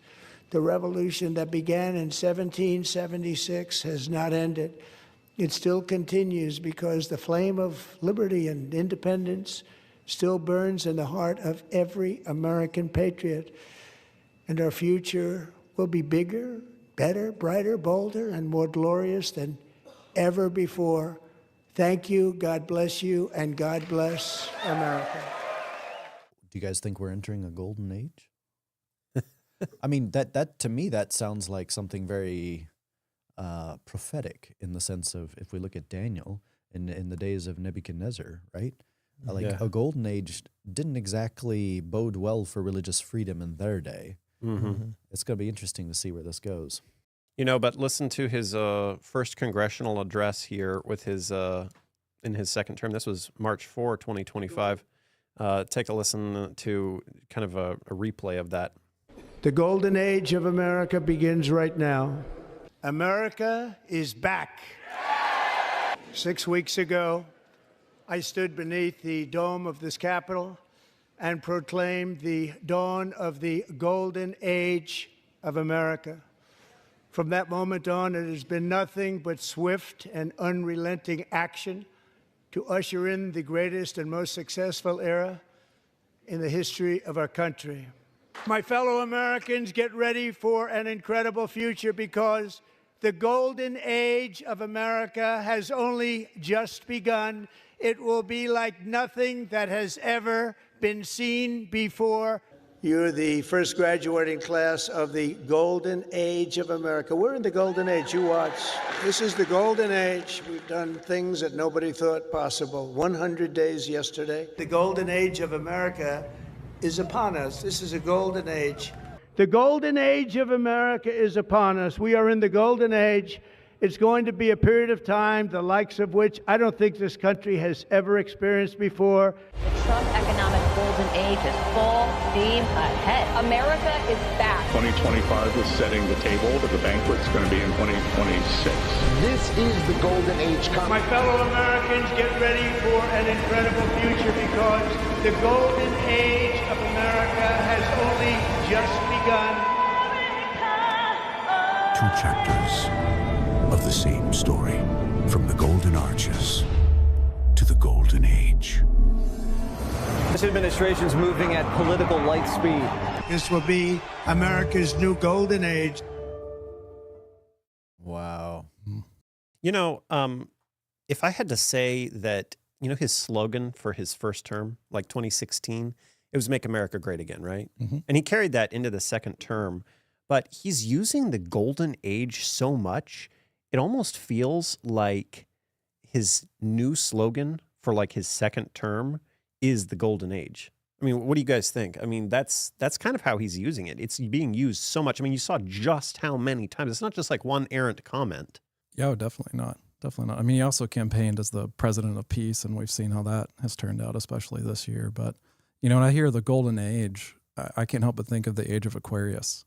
You know, from a spiritualism standpoint, the New Age has been talking about the age of Aquarius and tied into 2025 and the externalization of the hierarchy for quite some time. Yeah. Yeah, you know, it's interesting if we go back in time. This was talked a little bit about by Roger Morneau. I was wondering if you guys had seen this clip here. Let's take a look. Roger, when I was a teenager back in the 1970s, I remember a song that came out talking about the age of Aquarius. And since then, we've seen the development of the New Age. And I wondered if back when you were involved in spirit worship, if they talked about New Age at all. Oh, yes. It was a big thing that was coming up. One of the major deceptions of the last days. And the priest told us, we talked for quite a while. And then he said, could I have a little bit more? Your time I want to do something very fascinating. He says, the grain plain, the master's grain plain, for harvesting the nations, for harvesting the multitudes of the earth into his cause, just before the close of the great controversy between the forces of good and evil. So we continued, you know, after we expressed ourselves that we're deeply interested to know more about the activities of spirits. And he said, it's going to be done in a unique manner. This grain plane is going to take people are going to eat the stuff. Because he says spirits, demon spirits, will declare themselves to be inhabitants of far distant planets in the galaxies that are coming to warn the inhabitants of planet Earth of the impending destruction of the planet unless something seriously proper is done to avoid it. And he went on saying that they will claim to have out-of-body experiences. Are you familiar with out-of-body experiences? I've read about them. In other words, so there's some persons are supposed to be able to, you know, they believe in their immortal soul. Astral projection. Yes, right. Goes into different parts of the world and sees things and come back and then they write all about it, you know. I've heard of that. So, due to the fact that the millions of the earth, people, believe in people having an immortal soul, it has to be readily accepted when the spirits will, through a trance medium, converse with influential people of the land, you see. Now, what is a trance medium? It's a channeler today. What is known today as a channeler? Channeler, yeah. Okay. Shirley MacLaine's experience of getting involved with spiritism and with the supposed inhabitants of far distant planets in the galaxies, I taped the whole thing. It's 3 hours. And you were hearing the fulfillment of what this high priest had said 45 years ago. Yeah, exactly. A lot to unpack there. Well, I mean, it's clear that everything is very planned out. You know, everything is very organized and everything's very planned out. It's under supernatural direction. And men are really just carrying out something that's been planned for thousands and thousands and thousands of years. And if you know, this golden age phrase that Trump is repeating a lot, it's not just him that's parroting this, it's many other people. And occultists look back to a time before the flood with the antediluvians, and they refer to that as actually the golden age. That is actually the true golden age that they're really referring to, that they want to reestablish on this earth again, when demonic presences or these spirits or these demons actually worked with men. And this is something that happened after the fall of the Garden of Eden up until the time of the flood. And so that is a time of the golden age in occult history, and that's what they're trying to bring about on this earth. So this idea of the manifestations of spirits and you know, aliens coming and all this really is kind of bringing us back to the beginning again of what the world was like before the flood. Yep. Well, you know, of course the demons would think that the one time in Earth's history that was the golden age is when they had the entire world pretty much duped except 8 people. Right. Pretty much, yeah. That's exactly it. And the Luciferians, you know, the Lucius Trust meeting took place last year on the Truth Project. We covered that episode, and that was their last meeting. That was their last meeting to prepare before the next phase, before the next steps would come that would introduce, to be the final steps before, you know, the coming of the cosmic Christ, or, you know, Lucifer coming as Christ. So we're well underway now. And I believe in those plans that they were making. We're definitely on the road. Do you guys see a tie into this golden age or age of Aquarius, which I think ties into like 1,000-year reign? It just makes me think of the Christian nationalists who are primed with their post-millennial viewpoint. Yeah, so, you know, it's interesting that Roger Morneau talked about that, but also Heritage Foundation's been pushing this narrative of a golden age as well. They actually ran this ad here recently talking about it and what they hope to see happen. The golden age is a choice. It's a choice to prioritize families and empower local communities. A choice to find dignity in prosperous and honorable work. A choice to prioritize our nation's safety, protecting our homeland and standing strong against foreign threats. A choice to cherish the greatest gift we've been given. Waking up every day an American citizen. Our heritage is our future. It flows from our founding fathers, Through our grandparents. through our parents, Through us. to future generations. Our heritage is our future. The golden age is a choice. Let's choose well. That's interesting, because that's also sin. Sin is also a choice, you know? So the golden age is a choice. The sin is also a choice too. It's the rebellion. It's the transgression of the law. But, you know, this is the thing, is that you're having books written about this. You're having this really pushed. I was talking with a patient of mine, and I was in his room just talking to him, and I saw a book laying on his bed, and I just kind of looked over and glanced at it, and it said The Coming Golden Age by Dr. David Jeremiah, New York Times bestselling author, 31 Ways to be Kingdom Ready. And I asked him, I said, hey, you're reading, what's that book about? And he said, oh, it's about the coming age of Christ. And he's like, I've already read it once, and I'm on my way back through it, reading it again. And so this is a common theme that you're seeing in society. It's not just like a fringe movement that's pushing this. It's a common theme that you're seeing pushed kind of across evangelical Christendom, I would say. You think the Bible illustrates a golden age at the end of time? Not the way I read it. Not the way I read it either. Very clearly. Not on this world, certainly. No, not on this world. Exactly. Exactly. So this next slide here was something I think that I want to say the first persons who I had seen do this, I think, was Matthew Shanshay and Andrew Bakitschke, maybe. Yeah. Drawing some parallels between 1888 and today. So maybe, and I think I've added a few here at the bottom, specifically about the 19th Amendment and... We're always coming up with new ones here because there's so many parallels. I know, but the seizure of the Philippines and maybe the seizure of Greenland, you know, we'll see what happens there. But okay, I was looking at this, James, and you're missing one though. Okay, because I was going through the whole list here. You're missing the Asiatic flu that took place, and then the COVID-19 pandemic. They were both upper respiratory infections. But yeah, I mean, so many parallels. Andrew, when did you guys make the connection on this? All of these.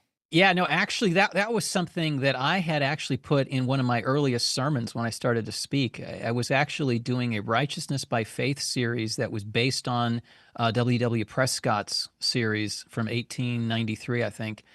And as I was reading his material, I found that in there was this introduction that was just showing these parallels of what happened in the Golden Age as to what it's supposed to be like at the end of time as far as regards to the Sunday law. Because when you come to 1888 and that time period there, you know that there was a national Sunday law that was in progress.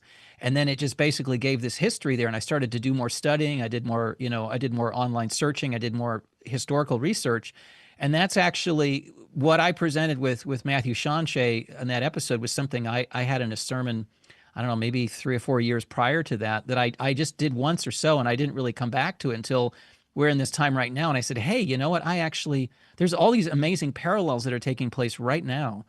And so it was actually from studying righteousness by faith, from finding out what happened in 1888 that I saw, historically, what was it like back then? And I was fascinated by that because it really is sort of like it's kind of like the introduction of modern life today is what they had back then, electric streetcars, the telephone, all these inventions that took place, electrified cities, nightlife, took off, sports becoming national pastime. These are all amazing things that we all kind of like think it's just been going on forever, but it actually had its beginning around the time of the first Sunday law. So I thought that was fascinating. So, and we've come full circle. Well, it's fascinating reading, for example, the American Sentinel and seeing over and over and over discussions of the Golden Age. And just look at some of these quotes, for example. The outlook shows us that they have gone to work to fulfill the prophecy themselves by earthly agencies, such as human wisdom always selects legislation, ballot, politics, and even conquest.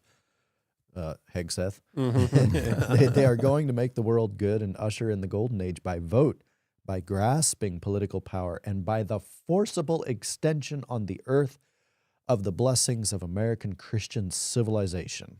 Oh, if that doesn't sound prophetic today. This malignant spirit allures souls along forbidden paths to chase the will-o'-the-wisp of a supposed golden age in order to overwhelm them at last in the morass of destruction and death. Christ's kingdom is not of this world, and he who in the name of Christ would pose as its king is an impostor and a usurper. Mm-hmm. Speaking of usurpation and pride, it's fascinating here to see Don Colossus, which is a 15-foot tall statue of Donald Trump mounted on a 7,000-pound pedestal with a thick layer of gold leaf. And, they're gilding Donald Trump. I mean... Yeah, this was actually a group of cryptocurrency investors, and they were backing basically a meme coin in hopes that this statue would be installed, I think, at one of his golf courses. And so they have this, huge bronze effigy, and then they have gilt all over it. But it actually hasn't been installed yet because there was a dispute over pay. It was like the people that, like the sculptor or something, was still owed like $90,000 or something like that. And so it's basically sitting there complete, but it hasn't been fully paid for yet. Mm. But, we've talked about the Golden Age previously, but when you actually have a 15-foot tall gold statue, it's like, does this not ring any bells to Daniel chapter 3? Oh, exactly what I was thinking. I mean, it's uncanny. Come on. I think if people are sleeping at this point, I mean, if people that have heard this message, that have known this message, grown up with this message, I mean, there has been so much evidence. If you're not waking up now, I think you're in trouble. Mm-hmm. Yeah, I agree. So Revelation 13:14 speaks about the second beast that deceiveth them that dwell on the earth by the means of those miracles which he had power to do in the sight of the beast, saying to them that dwell on the earth that they should make an image to the beast which had a wound by a sword and did live. Now, it's very interesting, one of the statements that we heard from our president. And when God needs a nation to work his miracles, he knows exactly who to ask. For our destiny is written by the hand of providence, and these first 250 years were just the beginning. We're not saying that Trump is the second beast. We're saying the United States of America is the second beast. Mm-hmm. And the United States of America will no doubt be involved in making an image to Rome. Mm-hmm. It's fascinating to me to see how world leaders are talking now about a return to Roman values. Mm-hmm. Let's take a look. If we wish to emerge from our dark present, we must once again draw inspiration from Greek philosophy, embrace Roman law, and return to Judeo-Christian values, thereby enabling us to save the West. In this same place in 2024, I stated that the West was in danger as a result of having embraced increasing doses of socialism in its most hypocritical form, which is wokeism. In turn, in 2025, I explained the mental parasites sown by the left in humanity. However, 2026 is the year in which I bring you good news. The world has begun to awaken. The best proof of this is what is happening in the Americas with the rebirth of the ideas of liberty. Therefore, the Americas will be the beacon of light that will once again illuminate the entire West, thereby repaying the civilizational debt with expressions of gratitude towards the foundations in Greek philosophy, Roman law, and Judeo-Christian values. We have a better future ahead, but that better future exists only if we return to the roots of the West, which means returning to the ideas of liberty. May God bless the West. May the forces of heaven be with us, and long live freedom. What do you guys think of his statements there about the United States? Basically, it's talking about it mirroring Rome. I mean, and Greek philosophy. Yeah, I mean, because that goes together with Christianity. Right. Yeah, and this guy is basically like the Trump of South America. Is essentially what he's known as, right? Yeah. Yeah. He was very controversial when he came on the scene, but. You know, there's this next clip here that this person right here, she's talking about Christian nationalism and the separation between church and state. And what's interesting is this particular video, it got like 400,000 views. So there's a lot of people that saw this. And she's basically highlighting that Trump is tearing down separation of church and state. Now, she's not coming at it from a Seventh-day Adventist perspective. She's just coming at it. So it's like, if other people can see that separation of church and state is being eroded, where are we in the stream of time then? Yeah. Let's go ahead and play this. The separation of church and state was created to prevent governments from picking religions and religions from picking governments. But on National Prayer Day, the President of the United States said something no predecessor ever would. They say separation between church and state, they told me. I said, all right, let's forget about that for one time. The words separation of church and state aren't actually in the Constitution. They come from an 1802 Thomas Jefferson letter, who called for a, quote, eternal separation between church and state. But over time, the courts interpreting the First Amendment have made it the law of the land. Under Trump, however, we have seen that wall systematically eroded in favor of a particular brand of Christian nationalism. Let's start with the head of the White House Faith Office, Pastor Paula White-Cain. When it became clear Trump was losing the 2020 election, she appeared on a live-streamed prayer service and called on literal angels to secure his re-election. Angels are being released right now. Angels are being dispatched right now. Hamanda aka ata raka teda baka sanda ata ambo.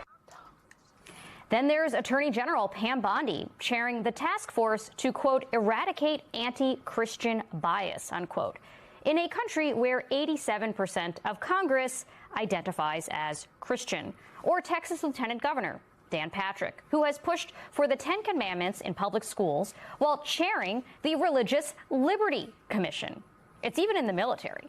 Last week, Defense Secretary Pete Hegseth invited a self-described Christian nationalist pastor to lead a prayer service at the Pentagon.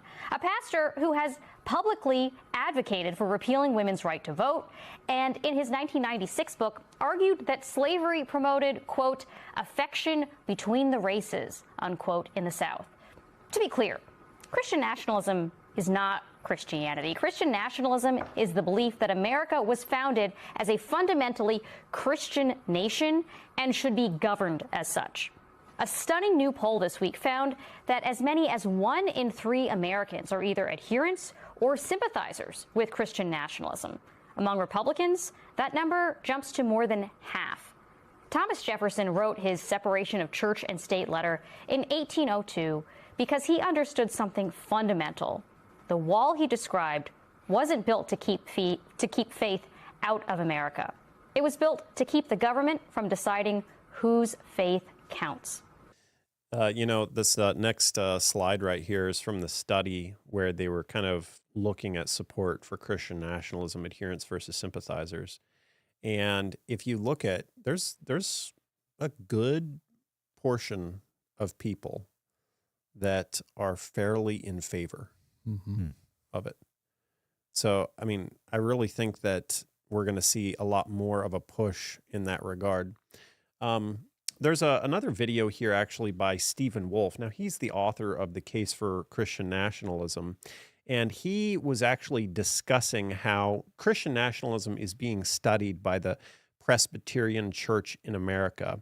And they came out, they're coming out with a study about it, about Christian nationalism. The PCA is coming out with a study about Christian nationalism. And so in this video clip, he's kind of hypothesizing, basically, about what is this study going to actually say? What is it actually going to have as a result? And listen to how he thinks this report is going to go. I think they're going to say you can be a secularist, you can be establishmentarian, maybe you can suppress blasphemy, you can believe in Christian nations, Christian laws, Sabbath laws, you can believe all that stuff. So it's going to be very, very extensive like that. Now, you might think, oh, great. So now the PCA is allowing you to be, I don't know, a Christian nationalist, perhaps in some sense, or it's allowing you to be establishmentarian. Great, check the box. Great, I'm in. I think, again, that's what they're going to do. But that's a matter of principle. So this is what we have to understand. When people receive this report, what I expect, again, the extensive permissibility of different understandings of political theory, political theology, you can be postmillennial, all this stuff. They're going to say that. So they're going to be strong in principle. That is, you can hold the strong principled view, but what I expect, though, is that they're going to undercut the means. Effectively, when these laws are unnecessary because everyone is already doing these things, oh, then you can come in, then you can have the Christian nation, the Christian laws, the Sabbath, the blue laws, the blasphemy, you can have all that. So you undercut the means. So we can't get sort of tricked into thinking that it's actually moved the sort of ball forward by saying that they're allowing you to be establishmentarian. There's already plenty of people in the PCA who are establishmentarian. In any sort of situation, there are means available by which you can affirm the principle. Okay, so in our context now, in certain places, they could establish Sabbath laws. In certain states, they could establish blasphemy laws. I know the Constitution, all that, but they can do that with support of the people. They don't do it. Those are means to the end they're not actually using. Things are available to different governing authorities in different places. So what do you guys think about what he's saying here? Well, we know he's not alone. There's a lot of people that think similarly, but what does he mean, though? What is he talking about there? Well, to me, it sounds like the PCA, although, of course, last year they came out with a report where they strongly rejected certain aspects of Christian nationalism. To me, it sounds like they're permissive and maybe feeling some pressure, perhaps going to open up a little bit and allow some aspects of it. What were y'all's takes on it? I can give you a little, just a story from up here. I mean, this is probably around the same time that I was actually kind of working on the Gilded Age information. I was like, I was working as a Bible worker very early on, doing door to door up here in Canada. This is where I'm based at the time, and we had to come up with a kind of a thing that we'd say at the door to try to get their interest because we're passing out the Great Controversy and looking for Bible studies. So we would talk about Trump. This is during Trump's first term. And we would talk about Trump, and Canadians and me, obviously they cannot vote in our elections, but they are very fascinated with our politics. I mean, people really pay attention north of the border to what's happening in these states. And we get to the point where we talk about a Sunday law. What do you think about a national Sunday law? And you'd be surprised because Canada is very secular. No one would mistake Canada for being a Christian nation at all. It's very different. And it's very hard up here actually to try to get through to people. But amazingly enough, when we talked about a Sunday law and we talked about those things, I was surprised by at least 50% or more actually thought it was not a bad idea. Mm-hmm. Wow. This is in Canada. You know what I think he's like the take that I get from what Stephen Wolfe is saying here is he's basically saying the PCA is going to soft pedal it. Yeah. They're going to kind of soft pedal Christian nationalism. It's like, yeah, that's okay. And he's essentially advocating for, no, we need to go further. That's kind of how I took him. Well, they're going to take it and run with it. And if the PCA has no direct response to it, it basically gives them opportunity to move forward and advocate for it even further. And they're going to push. Right. I mean, he's already said that all you need is a strong-willed minority to shape public policy. We've had those clips before. You actually don't need like a majority support of the population. You just need a strong-willed minority. And then that ruling class can shape the imagination of the majority. There's a lot of people who will just kind of shift with the imagination set by the people, the ruling class. Yeah. And that's exactly how it was back in 1888, leading up to 1880. It was exactly what you just said, James. It was a strong minority of activists that really pushed the Sunday law to the point where, you know, the Blair Bill was being discussed. I mean, it really, truly was a minority that got it to that place. And people don't realize, they think that the whole world is going to be, you know, necessarily converted to it. No, it won't begin like that. I mean, you can see the same thing with activism and other social issues of which, you know, the alphabet becomes a part of. It's a small minority of people that really push that agenda. And a lot of people are very apathetic and just kind of go along with it and just, you know, things happen. Yeah. Let's take a look at this next clip here of a couple more pastors discussing what is permissible. Dabney's point is the government must promote natural religion, not supernatural religion. So Dabney still believes the government has to enforce monotheism. It must punish blasphemy. It must punish what I say. They were all for blue laws. They are all for Sabbath laws. Yeah, and he says this is necessary because the government has to support and protect natural religion. So Dabney is not doing a temporal / spiritual or physical versus religious. He's doing a natural religion versus supernatural religion. So, right. So the purposeful government is to care for people comprehensively, which would not negate their souls, their spiritual selves. Right. You know, from their perspective, the government has a role here to do this. Now, drum roll. We've been saying this for a very long time. We have long anticipated a national Sunday law, and it's fascinating to watch CBN now discuss the Heritage Report here. Let's take a look at this video here, coming out January 28th, 2026.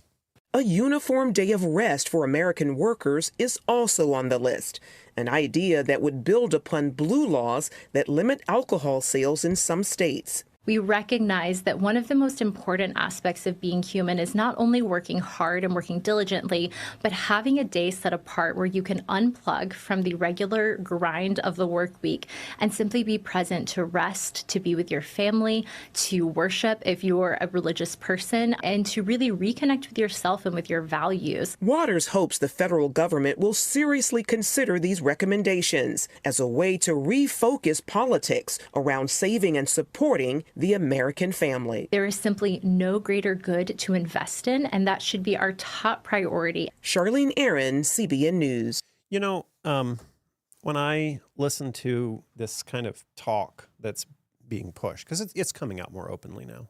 If you're watching for it, you can see it. Pretty soon, if you're not watching it for it, you're going to see it. And I was listening. I often like to do this. I like to listen to the last chapters of The Great Controversy, and on audiobook. And I was drawn to, actually, Michael, you and I were discussing, I believe, chapter 38, The Final Warning. And I found this quote here. Heretofore, those who presented the truths of the third angel's message have often been regarded as mere alarmists. Their predictions that religious intolerance would gain control in the United States, that church and state would unite to persecute those who keep the commandments of God, have been pronounced groundless and absurd. It has been confidently declared that this land could never become other than what it has been, the defender of religious freedom. But as the question of enforcing Sunday observance is widely agitated, the event so long doubted and disbelieved is seen to be approaching. And the third message will produce an effect which it could not have had before. Where are we in the stream time? We're right here. Yeah. And so, you know, I look at this and I'm like, number one, the Great Controversy is fantastic, which we need to be getting this book out there more. And, you know, we've actually talked about it here on this channel before, but I think one of the best ways to do that is to get some of the Great Controversy sharing cards that we've highlighted here on this channel before, where you can just take them, put it in your wallet. And if you run across somebody, you just give them the card and it has a QR code that they can scan on the back and they can get, you know, an audiobook version or watch videos about the Great Controversy or get a free copy of it. So I think that's a great option. But when we have the truth coming out in the news like this, vindicating our position, we have to capitalize on it, because it says the third angel's message, the third message will produce an effect which it could not have had before. So this coming out publicly like this is giving strength to our message. Yep. And it's going to continue. We go from conspiracy theorists to factualists. Yes. Because it's happening right around us. Right. Yep. And so only as strong as we're willing to actually give the message. Right. That's the well, the exactly. Yeah. Exactly. And so, you know, we owe it to our neighbors and colleagues, even if it seems crazy, to go and tell them, hey, I'm going to tell you something. And it may sound crazy right now, but I want you to just stash it away in your mental vault. And when it finally happens, be like, okay, tell me more. Yep. I just have to tell you one thing. A national Sunday law is coming. And they're going to be like, what? What's a national Sunday law? And you're like, enforced worship on Sunday. That is coming. And they're going to be like, no, it's not. We have separation of church and state. Just be like, okay, I know it sounds crazy, just stash it away. Because when it finally does, you can ring that person up and be like, and what a seed you planted. Right. Yeah. Well, we actually see in this quote here the actual purpose God gives us prophecy for, and that is that you know, we were speaking earlier today and we were talking about all these things that are happening around the world and how unprepared we are. You know, we you know, for many years we've known that things are going to transpire that are going to show us very soon that we're nearing the end. COVID comes, everybody's caught off guard, and then COVID goes and everybody's still off guard. The next thing comes along, we're like, oh, we're off guard again. You know, we're always on the back foot. But if we actually look at this quote, it shows us that God's purpose for prophecy is to wake us up. Yeah. That's actually the result that you want to have when you see something coming that has been prophesied of. The result that God is intending is for you to say, "Whoa, what is going on here?" and to wake up. Yes. Because that's what happens with the 10 virgins, right? It happens when the loud cry comes, or the midnight cry, rather. You know, behold, the bridegroom cometh. That's when they wake up. So for us who have found ourselves again on the back foot over and over again, and for those who are watching in the same boat, it's actually an encouragement. You know, if we have that effect, if it has that effect on us, that is the intention of prophecy. Yeah. Wake up and strengthen your faith. Exactly. Yeah. Yeah, absolutely. On the Truth Project, you know, we focused a lot on Israel and, you know, how the false prophet has been focusing on Israel and really trying to get people to understand Revelation 13. And the same thing goes with the planting of the seeds you were mentioning, Alex, is that we really know the direction of things that are going in the world. I mean, Revelation 13, the second half, tells us what's going to happen with America. And there's so many pundits out there that are looking for China to, you know, to defeat America, or for Russia to take over, or for all these doomsday things for America. But no. This golden age that Trump's talking about, you know, the United States is going to fully come into that place of power where it's going to project itself throughout the world, and it's going to bring a Sunday law that the rest of the world's going to follow. Yes. And that's, we know where that's going. So going along just with not just the Sunday law, but just looking at the geopolitical things, when we see, like, it just seems to keep happening for America, just, you know, despite the fact that, you know, this or that doesn't seem to work out, or how it's been for the last 30 years or 40 years. No, it's going in this direction, and it's not changing, and it's going like this to the end, because the Revelation 13, that second beast, is rising up, and it will speak like a dragon. Yeah, I fully agree. These days, we're seeing videos pushing Sunday for health purposes. Let's take a look here. What healthy habit, if we could CRISPR it out of another country and splice it into ours, what healthy habit should we insert into our country's DNA? Okay, so I spend a part of my time in Norway. There's no shops open on Sunday. None. It's family day. When I was a young kid, I regretted the blue laws.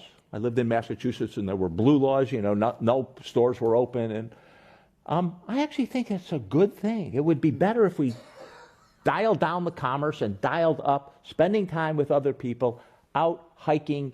Again, you get a trifecta. You're out in nature, you're hiking, and you're socializing. And they do that every week. It is wonderful. We should have a little more of that in this country. It would be a very good practice for everyone. It's interesting, the gentlemen who are pushing that have recently been at the Pentagon. Of course, we spoke with Doug Wilson on this channel. If you haven't yet watched that discussion, take a look at it. But Doug Wilson, one of the people connected with his church, is Defense Secretary or Department of War Secretary Pete Hegseth. Recently, Pete Hegseth spoke at the National Religious Broadcasters Convention. If I may offer a few observations. Protecting the God-given life of an unborn baby is not political, it's biblical. Protecting our borders from criminals who steal from us, assault our loved ones, and poison our citizens is not political, it's biblical. Protecting women and children from being trafficked for sexual slavery is not political, it is biblical. Standing guard over our children, rather than letting them be taught perverse sexual practices or sharing a locker room with men pretending to be women, is not political, it's biblical. Protecting our culture and our religion from godless ideologies and pagan religions, not political, it's biblical. Now, I mean, this all sounds well and good, but... I mean, the thing is, we have to be careful here because we actually agree a lot on the actual fundamental principles that, like, yes, we don't want a pagan society. Yes, we don't want, but the question is how it's actually, it's how the do we enforcement of it. Yes. I've got one. Okay. Sabbath rest on a Saturday is not Jewish. It's biblical. Yeah. Yeah, you should try that one later. Because, you already hear, I think, have I heard it yet? I've maybe seen it where they're saying it's Judaizing now. Yeah. Right? Right. They're using that phrase, Judaizing. And that's what they've done that for, I mean, the Catholic Church did that. They talked about those who that don't let them Judaize, basically. But, what's interesting is this National Religious Broadcasters Convention, this was in Nashville. And I was talking to some of the folks at Little Light Studios who went up there for it. And Doug Batchelor also went up there for it. And I was talking to Doug Batchelor here recently, and he said that it's fascinating because there's a lot of Christian nationalist kind of tint to this whole NRB convention that went on. And he said a lot of it makes sense. Yeah. From their standpoint, it does make sense, actually. I have to agree. Like, a lot of it, if you're looking at it through their worldview lens, it makes a ton of sense. Yeah. And that's how the devil works. He has a pot of mostly truth with just a sprinkle of arsenic. Right. But the whole thing's deadly. Right. But you had Flashpoint up there, is what I was told. And then you also had a Turning Point up there as well at the NRB. And, those are gaining huge support right now. This is the exact same thing that was happening in the Gilded Age as well. There were a lot of movements, temperance movement. There was a prison reform movement. There were all these things that, everyone could agree. I mean, many people could agree. Certainly religious people, biblical people could agree. Our own people could agree that were good things. Right. But, we were warned not to join them. So everything is repeating. History is repeating to the T. And, and this is where we have to be careful with our people too, that we do not get caught up in these political things because we know where they're tending. It's order out of chaos too. I mean, we had this huge pendulum swing to the left. That got everybody, the majority of people riled up, and now we're swinging even harder back to the right. Yeah. Yeah. So one of the people who has often talked with Doug Wilson or Stephen Wolf or some of the people from Doug Wilson's community is Joe Webbin with NXR Media. I would look at all these specific moral laws in the Old Testament, and some of them being civic laws, civil codes. And I would say that the ones that specify the death penalty, that according to the Noahic covenant in Genesis chapter 9, there's actually only one crime, not only a sin, but it's also a crime, that merits or mandates even capital punishment, and that is the taking of someone's life. In the case of adultery, or the case of breaking blue laws, which we had on the books here in America for quite a long time, Sabbath laws, or blasphemy laws, or these kinds of things, wherever the death penalty is mentioned, I would see that as that would be a maximum penalty. So in the state of Texas, you see signs, don't mess with Texas, littering, $2,000 fine or 5 years in jail. And I don't know about you, but I don't know anyone who's doing hard time in prison right now. It's like, man, I've been here 3.5 years, 18 more months to go. I threw a Coke bottle out the window. And so what I would say is, for repeat incessant offenders, homosexuality, for instance, not police going into private homes, but if someone is trying to indoctrinate children, they're writing paraphernalia, they're leading parades that are grotesque, egregious, where people are nude. They've done it again and again and again and again. They've received certain fines, certain penalties. They've been told to cease and desist. It's been years. They continue. Then yes, it could raise all the way up as a maximum penalty to that point. So that's how I look at the Old Testament. I know you would disagree, but just to answer the question. So for the same would be for blasphemy and adultery, for example. Repeat offenders could theoretically face the death penalty. Theoretically, a repeat offender could. Interesting. It ties blue laws into that. Yeah. I mean, that's pretty enlightening, because we know, if you read the Great Controversy, there's going to be stages to this. It's not just going to be one law that seals the deal. It's going to be, don't work on Sunday. And that's what we're seeing pushed right now. Just don't work on Sunday. Yeah. But it's interesting that even now you have prominent voices. Joel Webbin is well known in the Christian nationalism camp. Well-known voices like that saying, repeat offenders, what are we expecting? We're expecting that it's going to be a progressive state. He's literally predicting the future. Yeah, or telling you. Yeah. Are you and I going to be repeat offenders? I think so. Yeah. Yeah, absolutely. I hope so. Yeah. Because that means based on the weekly cycle, based on the weekly cycle. Yes, we will. Yes, we will. Yeah. But yeah, repeat offenders culminating in the death penalty. I mean, that's exactly what he's saying. But, we're also told in the Great Controversy that there's going to be people that are fined. There's going to be people that are imprisoned. There's going to be people that are exiled specifically. And there's also going to be people that are made slaves. Yeah. That's predicted. And so we know that this is coming around the corner, but we also know that when in our darkest hour, lift up your heads, for your redemption draws nigh. Amen. Yeah. And, we view this life as this is the monumental, cataclysm that is going to happen. And the defining moment, and it is. Yeah. But at the same time, our life on this earth compared to our life in heaven, this is like the intro. Right. This is like the 5-minute trailer to an eternity beyond. Yeah. Okay. I got a clip now from your neck of the woods, Michael. So it's not only the fact that if a leader is, they allow Amazon, for example, to deliver on Sundays, right?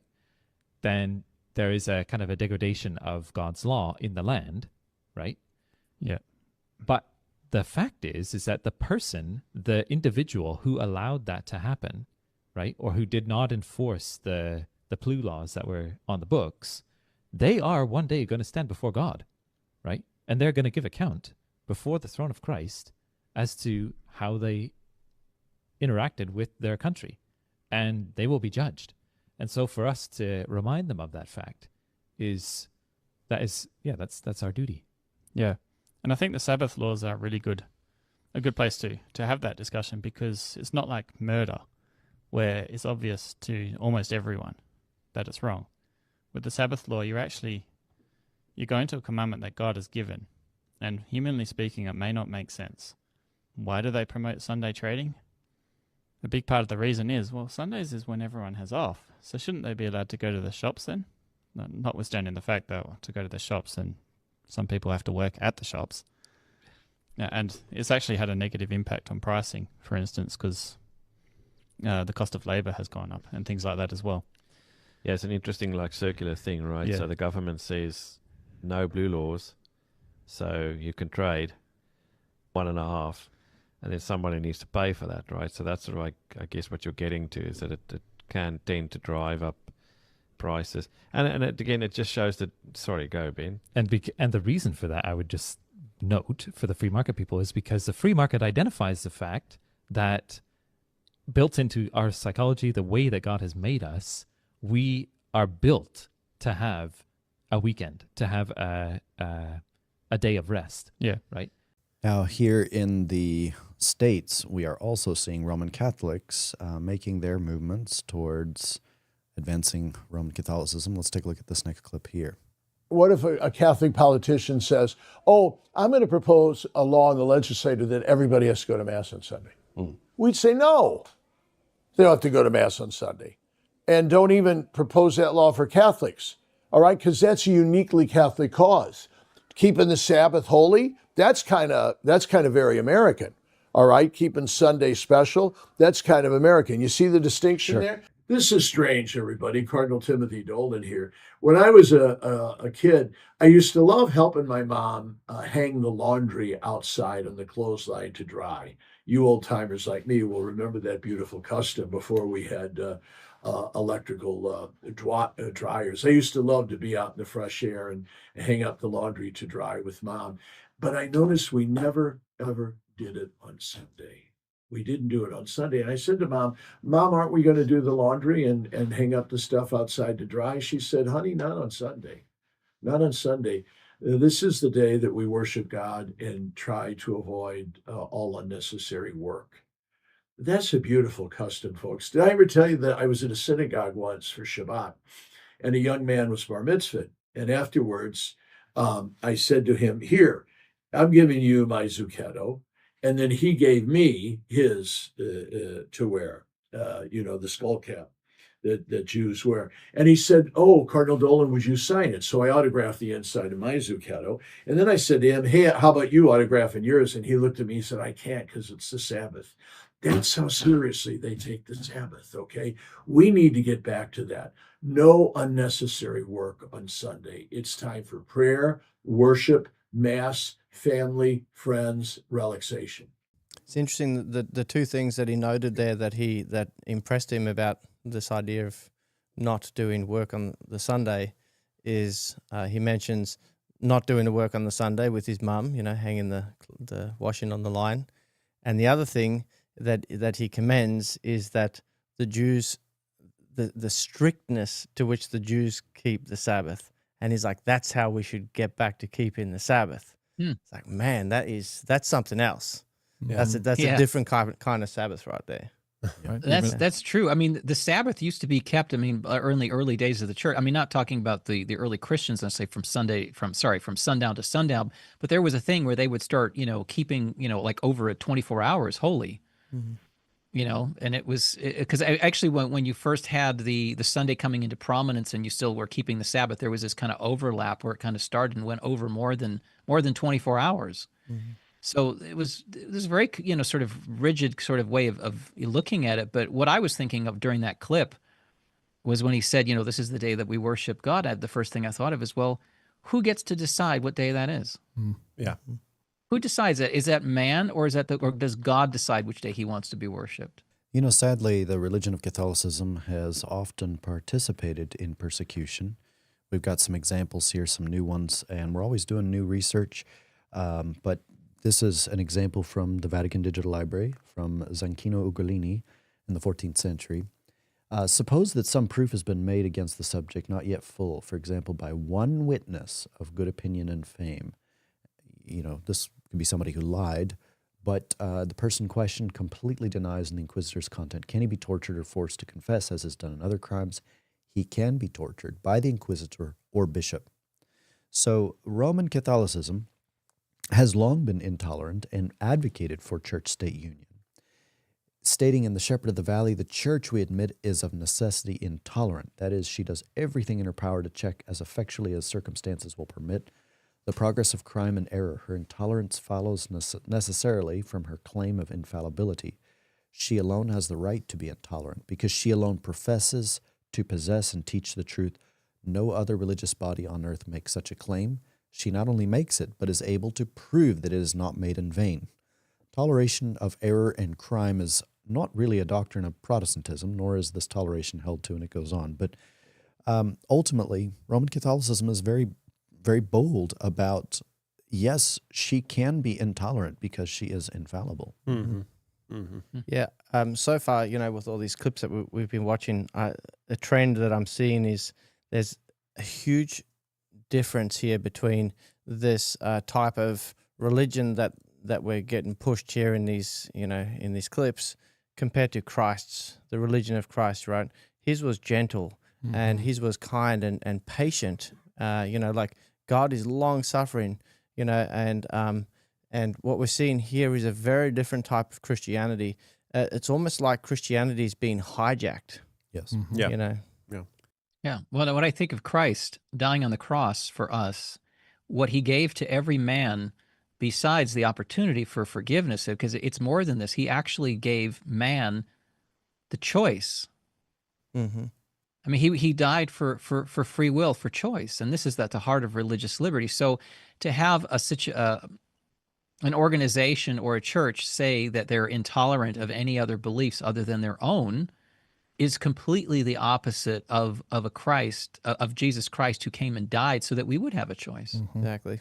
And we see that picture when the priest goes in, he takes the sin offering into the holy place, and he sprinkles, and then he comes back and he spills the rest in the sand. Right. This is a prefigure of Christ dying for people who weren't going to accept his sacrifice. Even though he knew beforehand that many people wouldn't accept it, he still went forward, just like you said, to give us freedom of choice. Well, you think that symbolism really hit me, because if you look at a bowl, if he takes a bowl which has, I don't know, a quart of blood in it or something like that, and you go into the temple and you dip your fingers in it and you flick it a few times. Tiny amount. It's a tiny amount. Yeah. You're talking like less than 100th of the volume, and the rest is poured out and is wasted. Yeah. It's a and shame. you think but Christ was still willing to go to the cross, knowing that the sacrifice for many people would be of none effect. It would be made by their own choice. They would forfeit heaven. Yeah. In order for us to have the choice, we have to have grace, and grace is not just forgiveness. Grace is the divine influence. So for everyone to have access to the divine influence, to God to speak to their hearts and have a choice to serve him, even though most won't accept, that's what he died for. So it's not just for forgiveness, like a treasury of merit or something. It's actually just the legal right to speak to the hearts of men and women that they could choose him again. I mean, that's an incredible gift. So let's take a look at this next clip here and see what some of the Sunday advocates are calling for. When you read early American philosophers, early 1800s, who were not Christians, they all said you have to have a moral framework. You can't have people deciding what's right or wrong for themselves. We have to have one overarching standard. And we have to determine which one we're going to pick. And the one they picked was the New Testament, because they were like, that's just better than all the rest. And I agree. It's better than all the rest. So so I have no problem saying, yes, of course, we should shut things down on Sunday. Yeah, of course, we should close everything out on Sundays. In Pennsylvania, there are these things called blue laws that were passed in the early 1900s that still exist. So if you go to Pennsylvania today, my home state, car dealerships are closed on Sundays.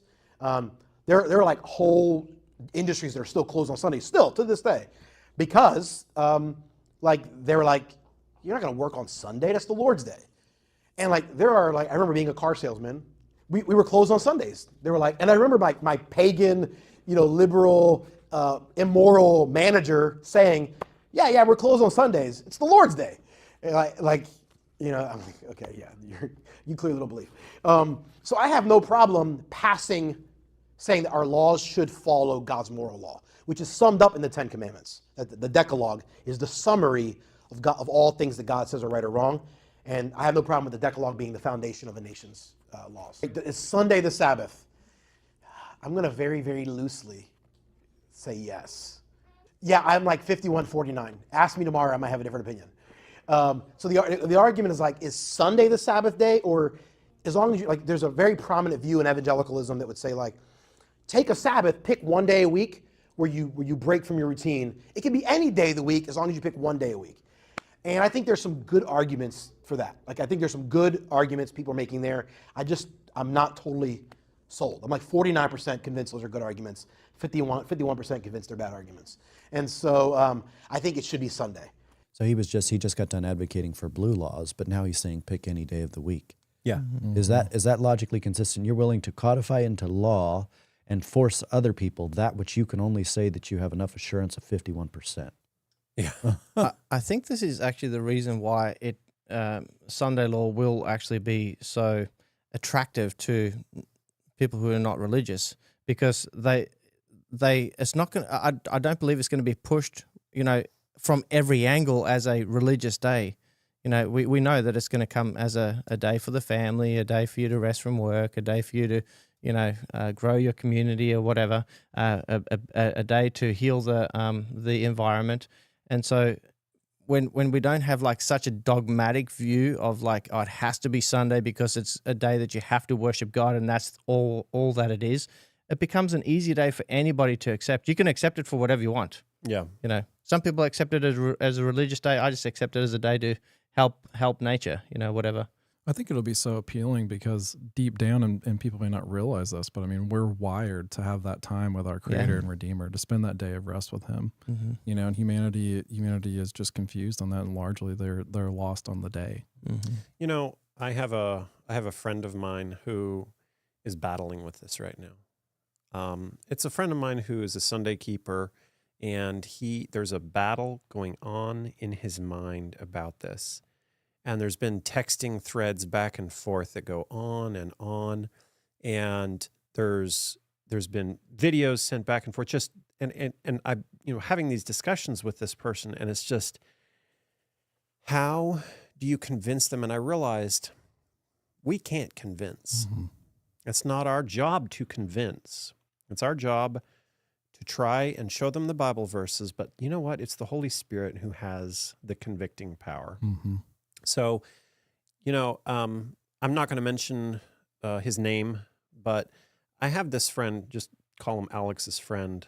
If you're out there and you're watching this video, I would encourage you, number one, everybody has somebody who is struggling with this or needs to know about it, who is a Sunday keeper who doesn't know any better.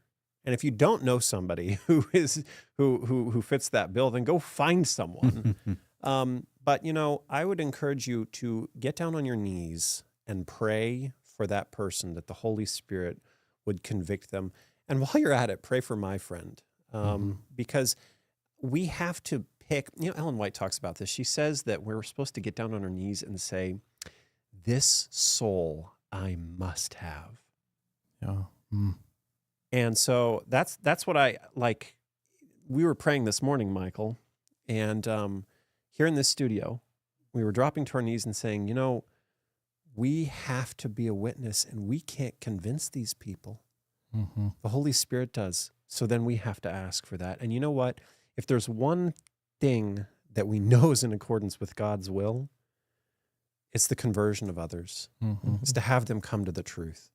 Yeah. And there's a spiritual delusion there, in the many conversations that I've had, on this subject. You can present truth after truth after truth, and it's just so clear because there's just so much evidence in the Bible from beginning to end. Yeah. And they just will not see it. Yeah. And there's a spiritual delusion, and we need to be praying for that and praying for heavenly angels to intervene and peel back the forces of darkness. Mm-hmm. So I've got a further challenge to what you're bringing up, and tell me what you guys think about this. But how about we do, and we can come up with the details, but we announce an organized, maybe a day or 2 days where we fast and pray. Yeah. Not for just your friend, but for everyone who's under this delusion. I think it's a good idea. I really do. Yeah. I think our name is very important. Yeah. Seventh-day Adventists. Right. This is something that's been happening too, where we're taking our names off of our schools, taking our names off of our institutions, because we're ashamed or we think this is a weird thing. But I was at a mental hospital last weekend, and I was preaching to different groups of people, ranging from Muslims to Wiccans to, you name it. And there's actually a Catholic priest there, a chaplain there, who's retired, was listening to me too. I didn't get into the Sunday law so much, but I taught. It was a very thorough, righteous by faith message. And one guy came up to me at the end. He says, "Can I ask you what denomination you are?" I said, "I'm a Seventh-day Adventist." He says, "I had a feeling you were." And he said, in the Bible, there's not this denominationalism. This doesn't exist in the Bible. I said, you're right. It doesn't talk about that. But if you go to the early Christian church in the book of Acts, what were they looking for?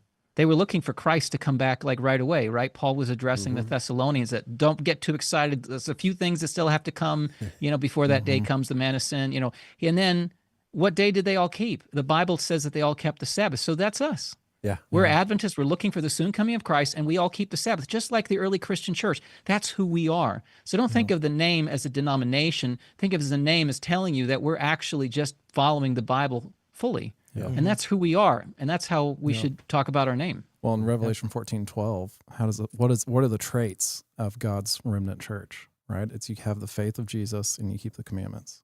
That's it. Right. So those two things, and really when you think about it from an Adventist perspective, one of the unique things, most people know about the Sabbath, but they don't know about our righteousness by faith message, which is a shame. That's right. That's the shame. Yeah. And that's why we're trying to talk about that so much on this channel. We have more to take a look at here recently that has been unearthed in early American history.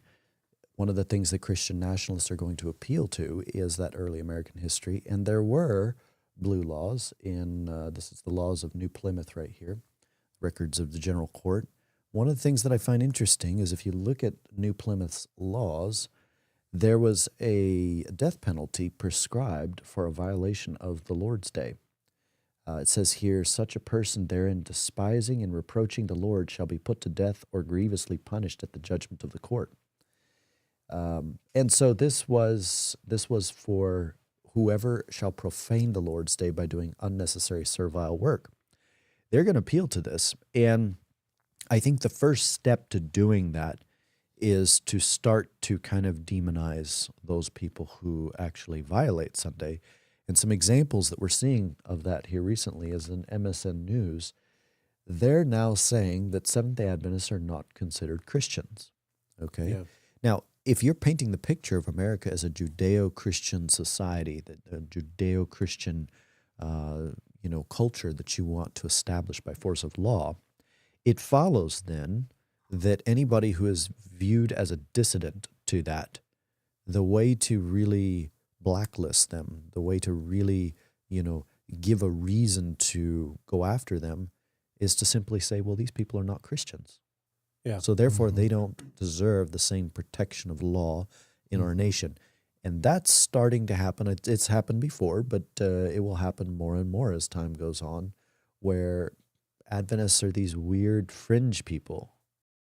And even in our conversation with Jared Longshore in the video that we did, he talked about us, and at that point, he's identifying us as his Christian brothers, but he made very clear if we were Muslim or anything outside of that, we had no protection. Yeah. So it only stands that at some point they're going to have to make us to where we're not Christian. Yes. Yeah.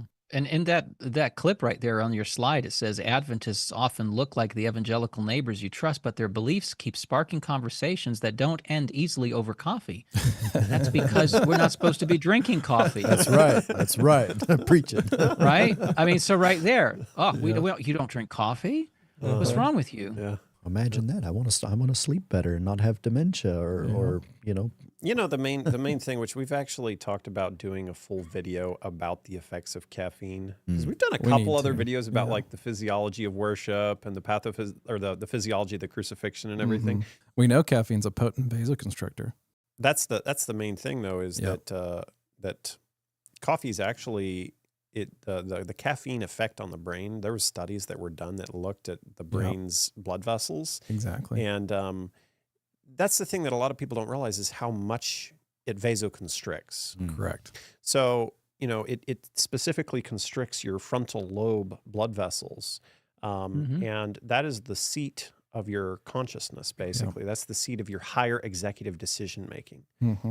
So, light flashes through, comes through, hits your eye, travels along your optic nerve, goes all the way back to your occipital lobe, and then that information cascades forward in this shower of electricity through neuronal activity all the way forward, and it reaches your front, and that's where you actually decide, okay, what am I going to do with this? Right. And so that's where you sit, is right there behind your forehead, which actually, Ellen White talks about Satan, actually, and talks about his forehead. Actually, there's an interesting snippet about that. But anyway, how it has like a decreased frontal lobe, essentially. Right. But anyway, so when you drink caffeine, you're literally putting physiologic handcuffs on the portion of your brain that communicates with a higher power. Right. Right. It's not just about sleep. I mean, sure, there's detriments with sleep. Yeah. Sure, there's chronic adrenal fatigue. Sure, there's all the other negatives out there. But a lot of people will say, well, there's a lot of positive studies too. There may be positive studies about it. Yeah. There's positive studies about alcohol out there.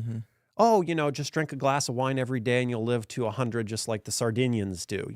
There's all these other things. Never mind the fact that it clouds your mind and, is not for kings, O Lemuel, to drink wine lest they forget the law. Right. So we have these, wine is a mocker, strong drink is raging, whosoever who drinks thereof is not wise. Well, what about caffeine? Yeah. And not only does it shut off your blood flow with vasoconstriction, but it's a potent diuretic. Right. So it dehydrates you. Exactly. Which further cuts off your blood flow. Yeah. But we should I'll make get a off video. my soapbox. Make a comment if you want a video on the effects of caffeine. Yeah. I think you all as y'all. I think y'all as medical professionals there, this is a great topic for you to take up, because this is something that we're struggling with within our own ranks, dealing with caffeine. If that's what, I've seen sparks fly in churches where I've been, where we just bring up that thing about caffeine. It says right there in the Spirit of Prophecy that drinking tea and caffeine is a sin. Hey, you know what? If an apple kept Adam and Eve out of the Garden of Eden, a coffee bean can just as well keep you out of heaven.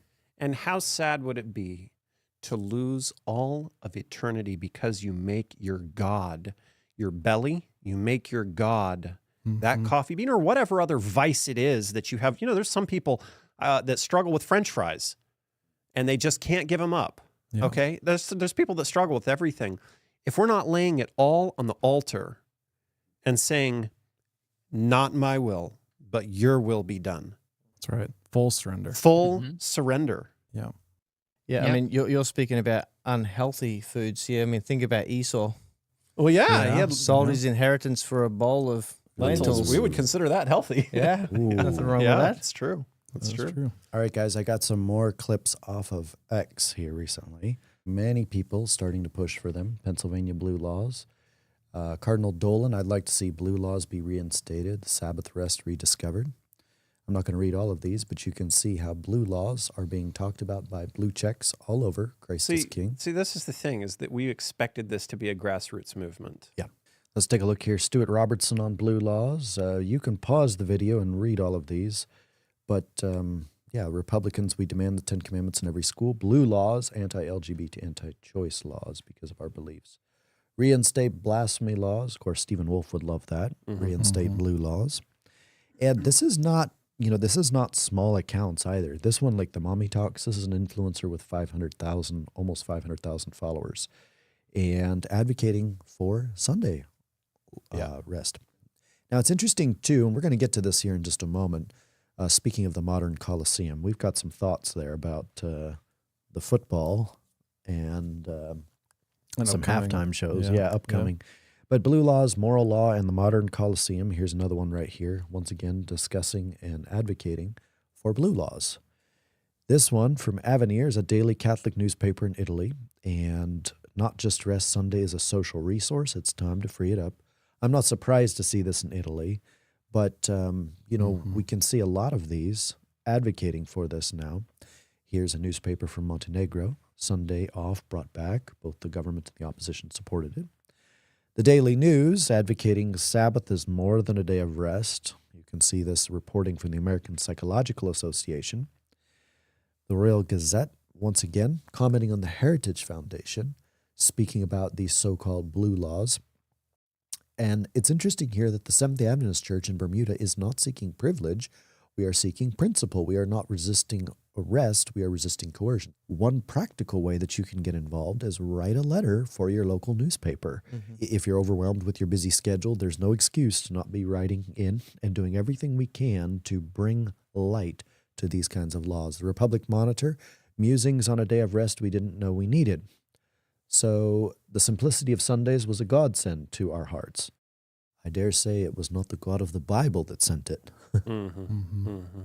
Yep. So guys, what did we see for Turning Point? We saw something here recently for a halftime show. Before I play this clip, what were your guys' take on that halftime show? Actually, I've seen a few clips of Kid Rock, but I haven't watched very much of it. Well, my take on it was it's still stardom worship. It's still fan worship. You know, one of the episodes that we have just recently finished recording, but it's not going to get released immediately because it's a long episode. It's going to take a lot of editing. We actually interviewed Gabriel Estavajo, and he is an ex-Satanist, now a devout Seventh-day Adventist studying for his MDiv over in the Philippines. And he talked to us about his experience growing up as a Satanist and holding intimate communication with demons, and seeing a lot of the secret societies and everything else. What an eye-opening conversation. And Brian, I don't know about you, but one of the things that really stuck out to me during that interview that we had with him, which we're going to air on this channel here fairly soon, was his commentary about football and about sports worship and how it's all a giant religious ceremony. Yeah. And hint, it's not towards God. Right. Yeah. Right. Not the one we worship. Right. Yeah. Well, I mean, Mesoamerican society too, wasn't this also not a thing too, where the sports were part of that worship as well, and there were human sacrifices involved? Yes. and- Yes. Yeah. Yep. So let's play this clip here.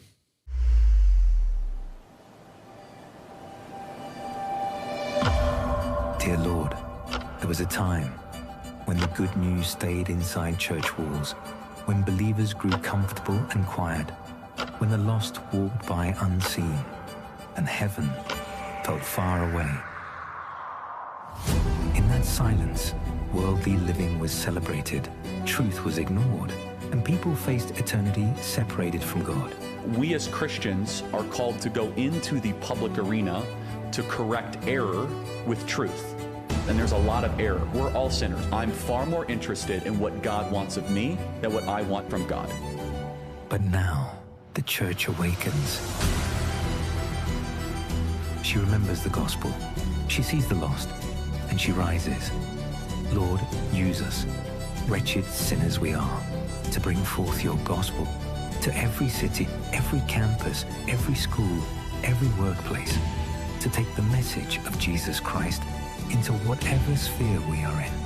We are called to share your truth, that eternal punishment is real, but your forgiveness is greater, that our sin condemns, but Christ alone saves. Use us, Lord, to make heaven crowded. Now, for all of that, for all of the virtue signaling there, let's take a look at some of the clips that came out. And, you know, one of the things that, unfortunately, we saw was a lot of the lyrics that were featured in the songs were very much violations of God's law. Yeah. So let's take a look. Hard to love, oh, I don't make it easy. Dude, you're like a Sunday morning, for the Sunday roll call. One Sunday morning. Full of grace and full of Jesus. I wish that I could be more like you. I'm hard to love, So Sunday was something that was brought up in the lyrics several times. We also had some of the song people, we'll take a look at this clip right here, who sang about this. And if you'll notice, you may be able to see it in this clip here, right at the base of his microphone, there's a snake. Yeah. I spotted that. I was watching it and I was like, what is that? Yeah.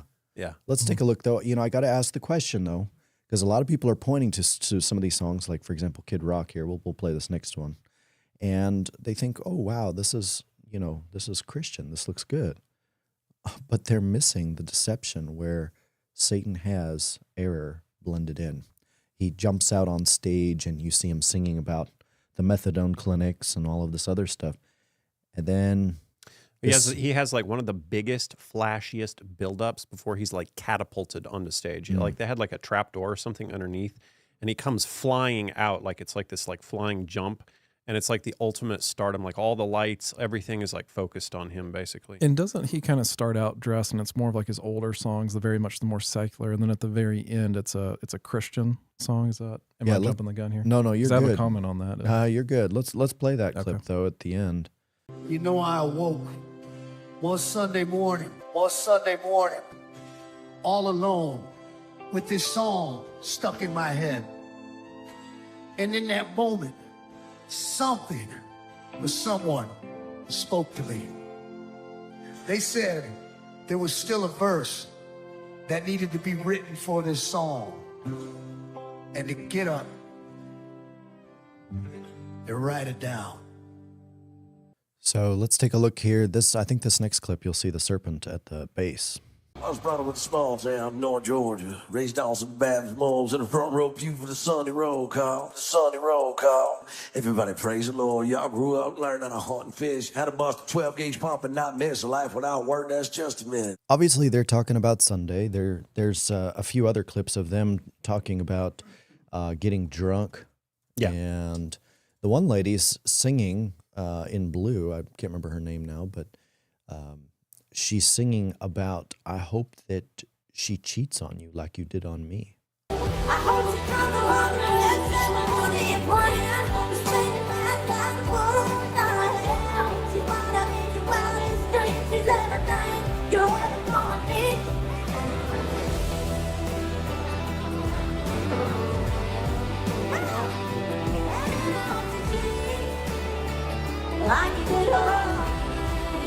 So there's this, obviously it's this breakup song, but she's hoping that her ex will have another breakup and that cheating will take place. Again, like that's not something that Christ would ever hope on his enemy. No, and I just think it's interesting if again, from what I understand is correct, Kid Rock came in very much secular, and then you see this transition, where he's playing this Christian song at the end.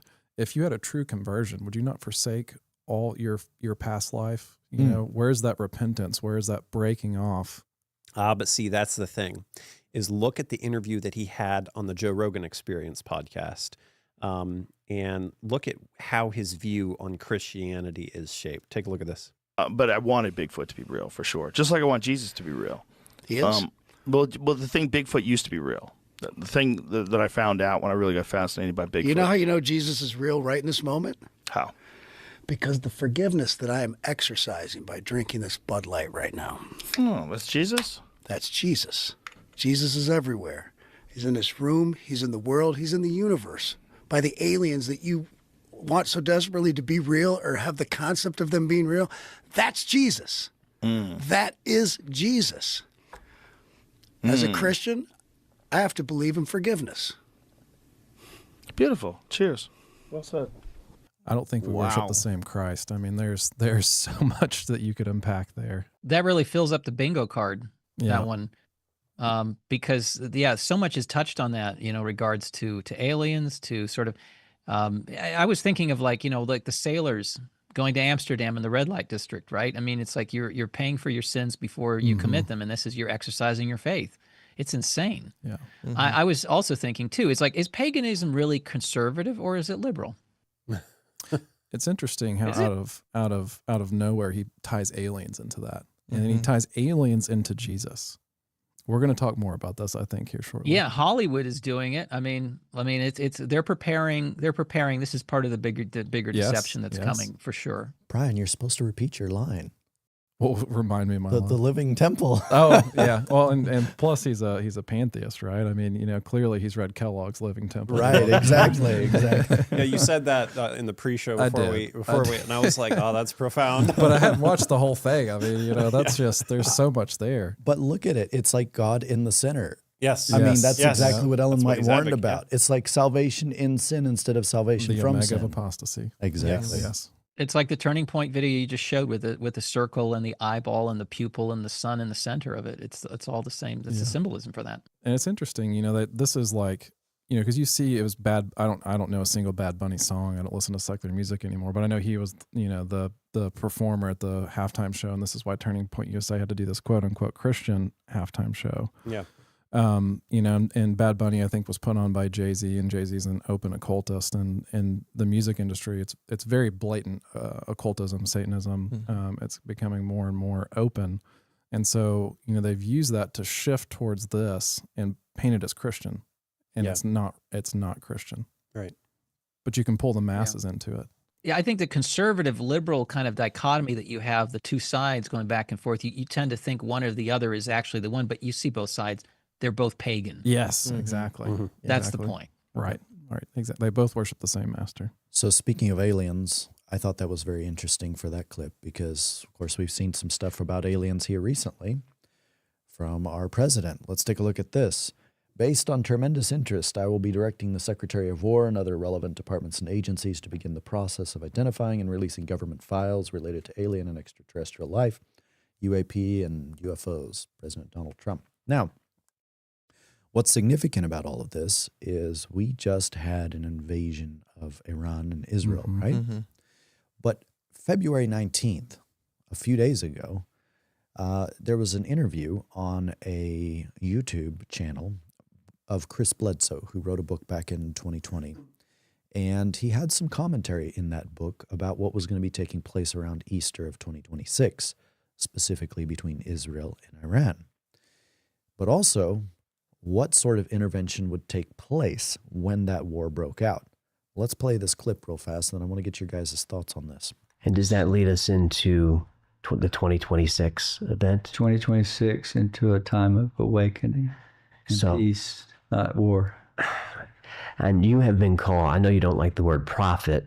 Right. So let's just call it a prediction. What was the prediction that the lady made? Well, what she told me was it was a riddle in a way. And she told me on 2013 about the thing with Iran and Israel. So it was 2013 is when I first got that information. And that's the year that I was asked to put it in writing to the Pentagon. What did she see between Iran and Israel? She said, when you see Israel and Iran begin to exchange missiles, and I saw them in vision, you know, they give you telepathic, you see, it's like looking at a television, really. That's what it kind of looks like. She said, when you see these happen, that's when we're going to come in and we're going to start waking up the population. We're going to reveal ourselves, which will change the consciousness of people. So all this new knowledge is about disclosure. It's about consciousness, and they're going to make it happen because it tames people. It opens us up. It turns us into psychic beings. It gives us power. A lot of things this does. Spiritualism. Yeah. You know, if you go to a quote by Albert Pike, Albert Pike was the 33rd degree Freemason that lived from 1809 to 1891. And there's a supposed letter that was written, and it was between Albert Pike and another individual. Now, this letter was supposedly on display. I think it was in the British Museum until 1977. But if you ask the British Museum now, they say it doesn't exist. Nevertheless, it's been out there for a long time. So although it is attributed to Albert Pike, who really knows exactly where it came from? So I'm not there to dispute that. And obviously it does have some murky origin. But what it contains in it is very interesting. And Brian, you actually sent this to me. And there's mention of 2 world wars, and there's description of those, and there's a long kind of description. But what does this Third World War discussion here have to say? Yeah, I think it's interesting. You know, you mentioned the little background of Albert Pike, but he wrote Morals and Dogma, which is like the Bible of Freemasonry. So this is who that guy is, and in that Morals and Dogma, it specifically states that they worship Lucifer. So there's no hiding. So this is who this guy is. And obviously we've had the first 2 world wars come true. And it says the Third World War must be fomented by taking advantage of the differences caused by the agentur of the Illuminati between the political Zionists and the leaders of the Islamic world. Interesting that you see that all over the news now. Mhm. And then the war must be conducted in such a way that Islam, the Muslim Arabic world, and political Zionism, the state of Israel, mutually destroy each other. Meanwhile, the other nations, once more divided on this issue, will be constrained to fight to the point of complete physical, moral, spiritual, and economical exhaustion. We shall unleash the nihilists and the atheists.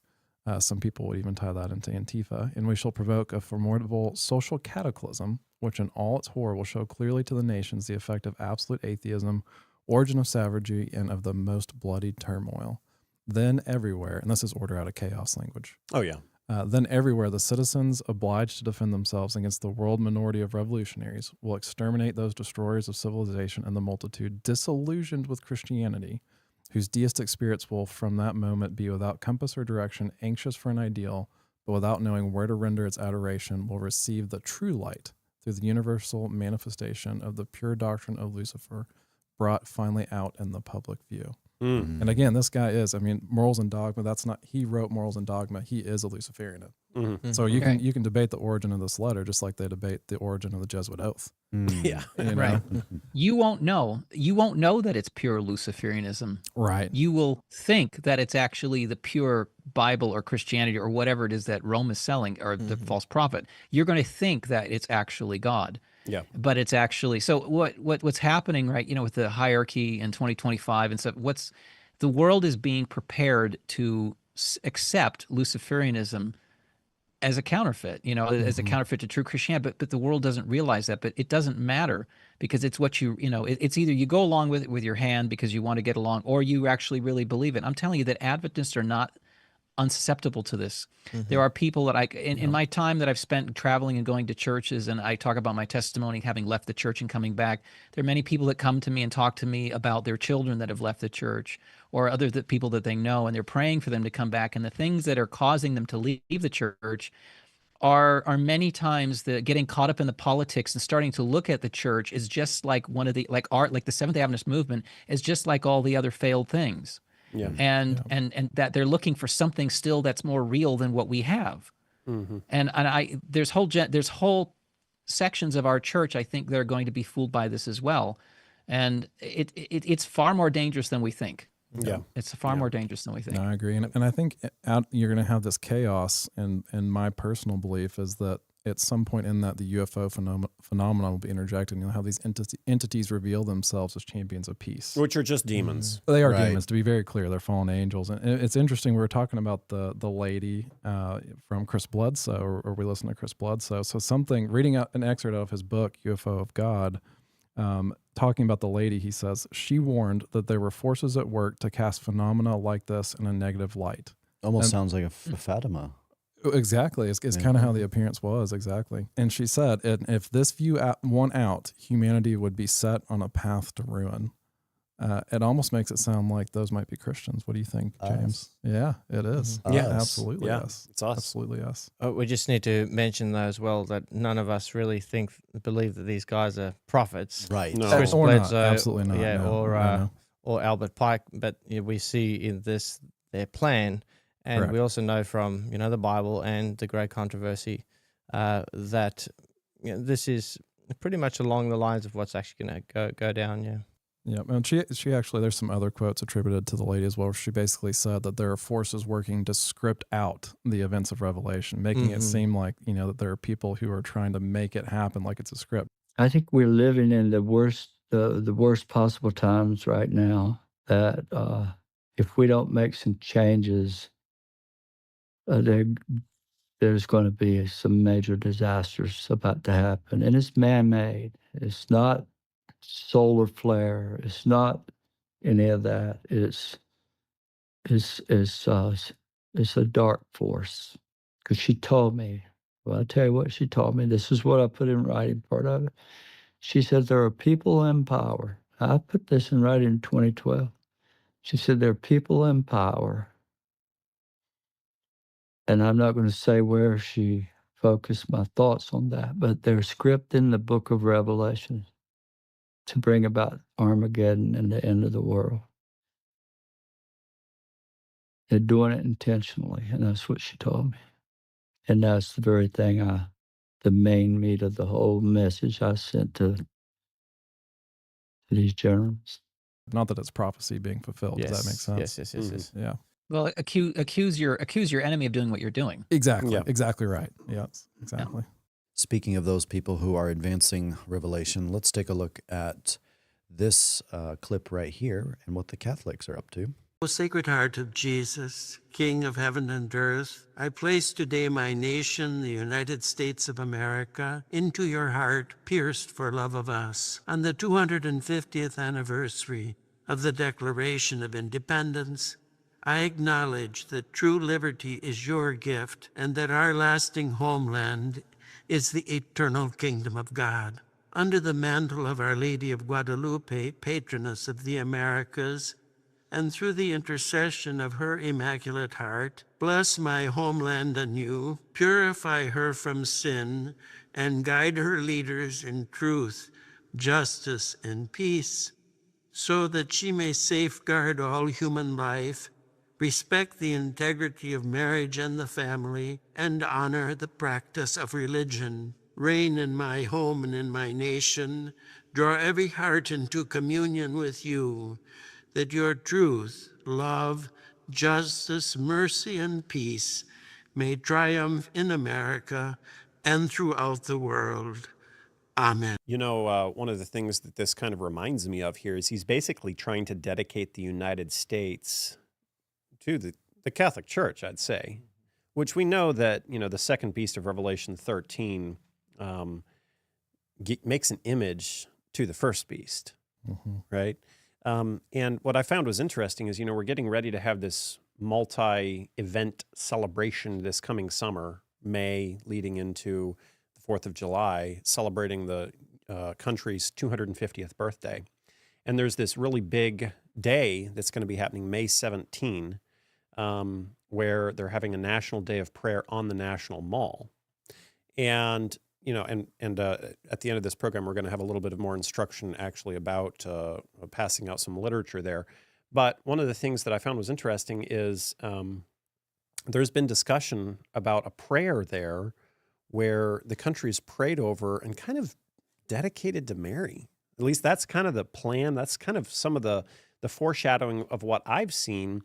And then they're having kind of further events after that in the country. And one of those events actually was the National Eucharistic Pilgrimage of 2026. Walk with Jesus, pray for the nation, follow the journey. In honor of America's 250th year, the 2026 National Eucharistic Pilgrimage will carry the theme, One Nation Under God. One Nation Under God is not a slogan. It's an invitation to realign our lives, communities, and country under the sovereignty of Christ.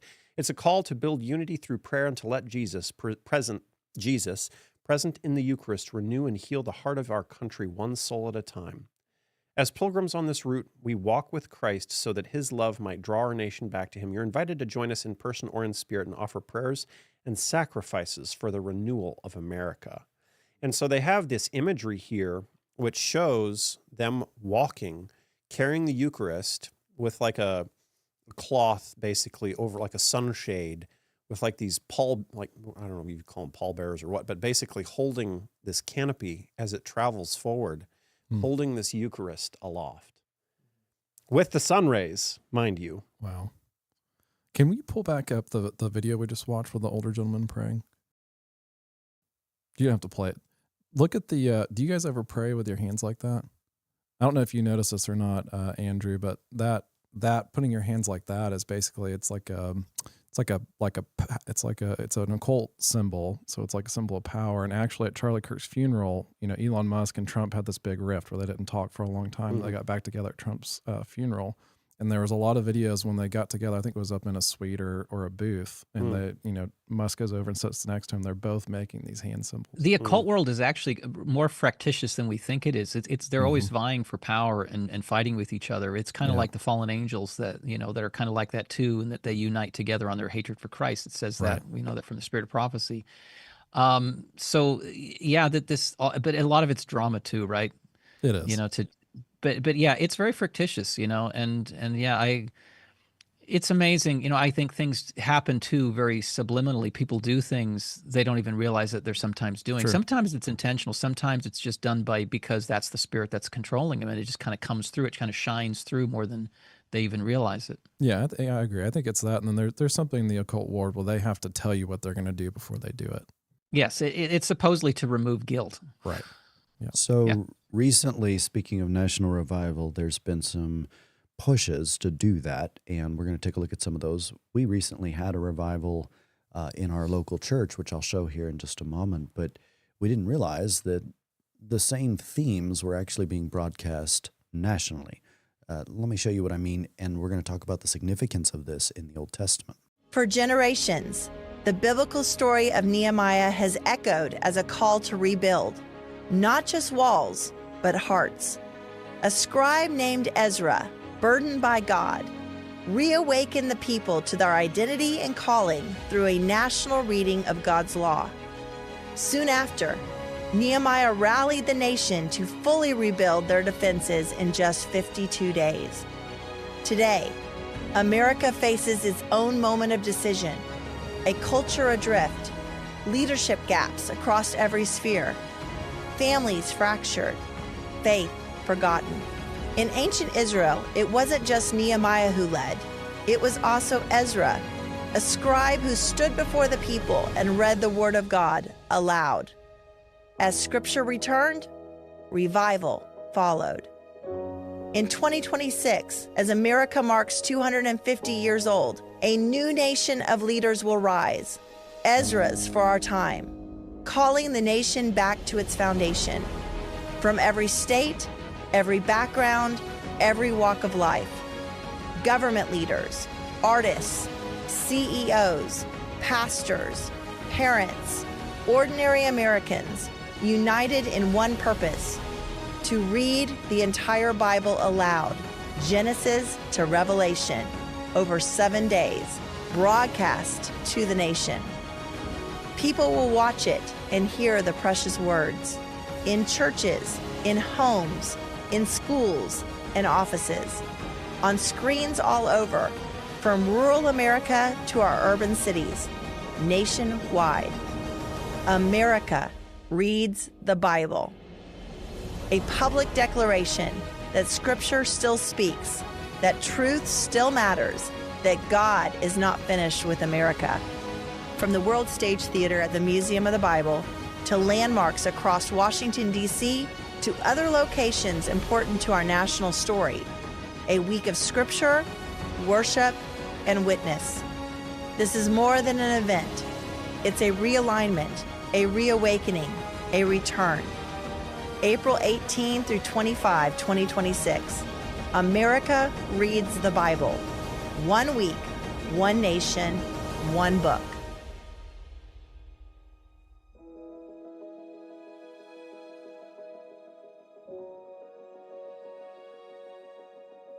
Look at all those people who are associated with it, man.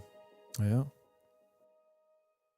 So one of the things I think is so significant about this is if you think about the book of Nehemiah, there's a real revival over the book of Nehemiah that I think is taking place within our church. But from their perspective, one of the things that we are seeing some of the Christian nationalists comment about Nehemiah specifically is Nehemiah's advocation for protecting the Sabbath and specifically beating those who disagree or those who break the Sabbath. Now, there's another aspect here that I think is important. Ezra and Nehemiah is about, you have God's people leaving where they had become comfortable and complacent. Yeah. You know, they were there in a foreign land where they had gotten kind of, accustomed to it. And I think that's probably true of us today. We are accustomed to this world, but are we really ready to move on to the world to come? Well, there was about 50,000 people that left to go back to Jerusalem. And it's interesting that in 1844, if you read the Great Controversy, there was about 50,000 people that came out of other churches to join our movement. Very similar. And if you think about what's next after Nehemiah, it's the book of Esther, where there's a death decree. Exactly. Correct. There's a death Yep. decree against the people of God. And then what comes after Esther? You have Job, a man, a perfect man who obeys the commandments of God. And in all this, Job sins not, but he goes through tribulation and loses everything.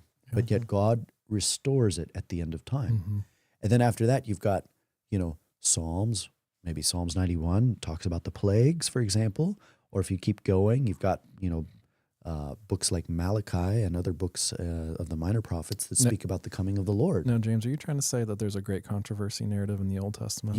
Okay, I might have stolen this from Ivor Myers. I think I've seen a sermon on this. I might have stolen some of this from Ivor Myers, but nevertheless, I think he's got a good point. Yeah, and people should watch that sermon. It's phenomenal. We'll link that in the comments. Okay, so the Christian nationalists, what are they doing? Let's look at Joel Webben here on Nehemiah. And we see again and again and again the sovereign rights of nations to police their borders, defend their borders. The sojourner, or the stranger that we see in the Old Testament, we do eisegesis, we being, of course, not you and I, but like Gospel Coalition types, will eisegete in their illegal immigrant. That's not actually the word in the Hebrew. It's somebody who entered through the walls legally. This is not a fugitive. This is somebody who legally came into Israel, the nation, and is going to assimilate in their cultures. They're going to be expected to adhere to the Sabbath laws, all these things. Even guys, merchants who want to sell to Israel, who aren't even inside on their land, who are outside the gate. Nehemiah tells them, if you come back on the Sabbath again, I'm going to lay hands on you and beat you guys. You know what I mean? So it's insane. Lay hands on you and beat you guys. That sounds real comforting from those Christian nationalists. Yeah. We actually had a sermon series about Nehemiah at our local church. And our pastor was putting on kind of a big push basically to talk about Nehemiah. And so like you're saying, James, I think it's kind of poetic that you have on a national level Nehemiah being talked about. And then we also, in our own church, we're having a multi-part series about it. So it's kind of cool. I can't say this for everybody else's church out there who's watching, but we're very blessed to have the church that we have. Yeah, we're very blessed. And I believe the Lord is working in that church. Yeah. I think you have the Christian nationalism, you have the false prophet is looking for the actual literal rebuilding of Jerusalem, right? Through this Nehemiah revival. And, if you look what the name, because it's about rebuilding Jerusalem, right? What does Jerusalem mean? It's a name, right? So it has a meaning. It has a meaning in the Bible. And if you find that meaning, you can see what it really is that God wants his people to rebuild in the end. And as in the natural, so in the spiritual. As in the type, it will also be in the antitype. And the antitype to this, the Jerusalem that's being rebuilt, Jerusalem in Zechariah 8:3 is referred to as the city of truth. God wants the revival to be the rebuilding of the truth. You're talking about repairing the breach, and you're talking about the Sabbath. You're talking about all these things is spiritually what is taking place in the remnant movement, in the revival, and then the last message to the world is to be that light, to be that truth again in this world. And that's where we need to focus and get ready for. But you can see the counterfeit is out there, and they're all looking for something to be, red heifer to be sacrificed and all sorts of other things. And they're not looking at what this is really about. So you're talking about reading the Bible through in 7 days, but are you going to stop to do a run to and fro and compare Scripture with Scripture and a line here with a line there and go back and forth to actually see what it means? Or are you just going to read it through like you're mowing the lawn? Yeah. That's very true. Though it's interesting that they're talking about Israel here, because I know the big focus from evangelical America is the view that Israel is literal Israel, a geographical location on the map. They have a major role in final prophecy, final prophetic events. Yeah, that's what they believe. And so, we are recording this on Sunday. This is Sunday, March 1st, when this recording is happening. And, as we do more of these Sunday Law updates, I feel like we're going to have to say what day we're recording it more often, because there's so much news coming so quick that it's hard to keep up with it all. So that's why I'm saying we're recording this March 1st. But what happened yesterday morning, on Sabbath morning for us, was something monumental. You had a joint strike between the United States and Israel against Iran. A short time ago, the United States military began major combat operations in Iran. Our objective is to defend the American people by eliminating imminent threats from the Iranian regime. And we then had the confirmation that the supreme leader was killed as a result of that strike. And you've also had retaliation from Iran. It's interesting too, even before that, you had this buildup and you had these negotiations that were going, and you had this formation of the Board of Peace. Yeah, What does the Bible say? Peace, peace, then sudden destruction come. Yep. Right? Yeah. So you have this president who campaigned as the president of peace.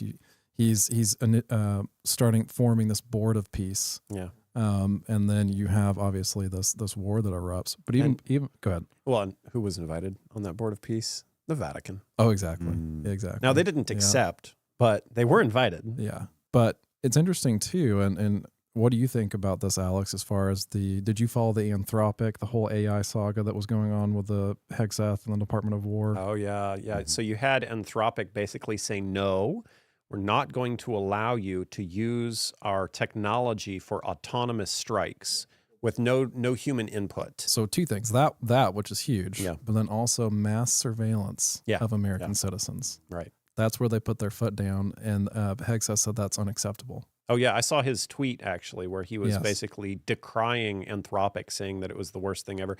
And so was Donald Trump on Twitter. And so you had this huge decrying of these AI companies and saying, okay, 6 months, we're not going to be using Anthropic. Right. And we're actually, and if you looked at what he was trying to do, he's also trying to make it more difficult for Anthropic to be used by anybody else. Yeah, I put them on I forget the name of the list, but that deadline was, I believe, 6 o'clock on Friday night, and then they strike Iran in a few hours. No, it's just coincidence. Total coincidence. Yeah, it's just coincidence. I don't know. What do you think about all that, Andrew? Well, it's probably going to end up being grok then, I guess. I don't know. I think that, these protests that are taking place, the great controversy says there's going to be people in certain positions, politicians perhaps, that will actually hold back a whole bunch of evil just because they're standing on principle for a while, and God has his people placed in certain, we don't know who those people will be. But I think that it's a foreshadowing of what they really want to do and what's really coming. And when you take the mass surveillance that Edward Snowden sort of blew the whistle on, and you connect that with AI, I mean, it's Palantir really. I think the amazing targeting that's taking place, not just with the ICE operations, but also just what's happening in the Middle East, and they're finding. I mean, it's Palantir. It's that technology that's being used to basically, with laser precision, find exactly who it is you're trying to find and track them and be able to do whatever you want with them. And so we're seeing the system, the no buy, no sell system. Yes. The structure of it is beginning to really manifest itself in our culture and in our society. Not just culture. We're beginning to accept it.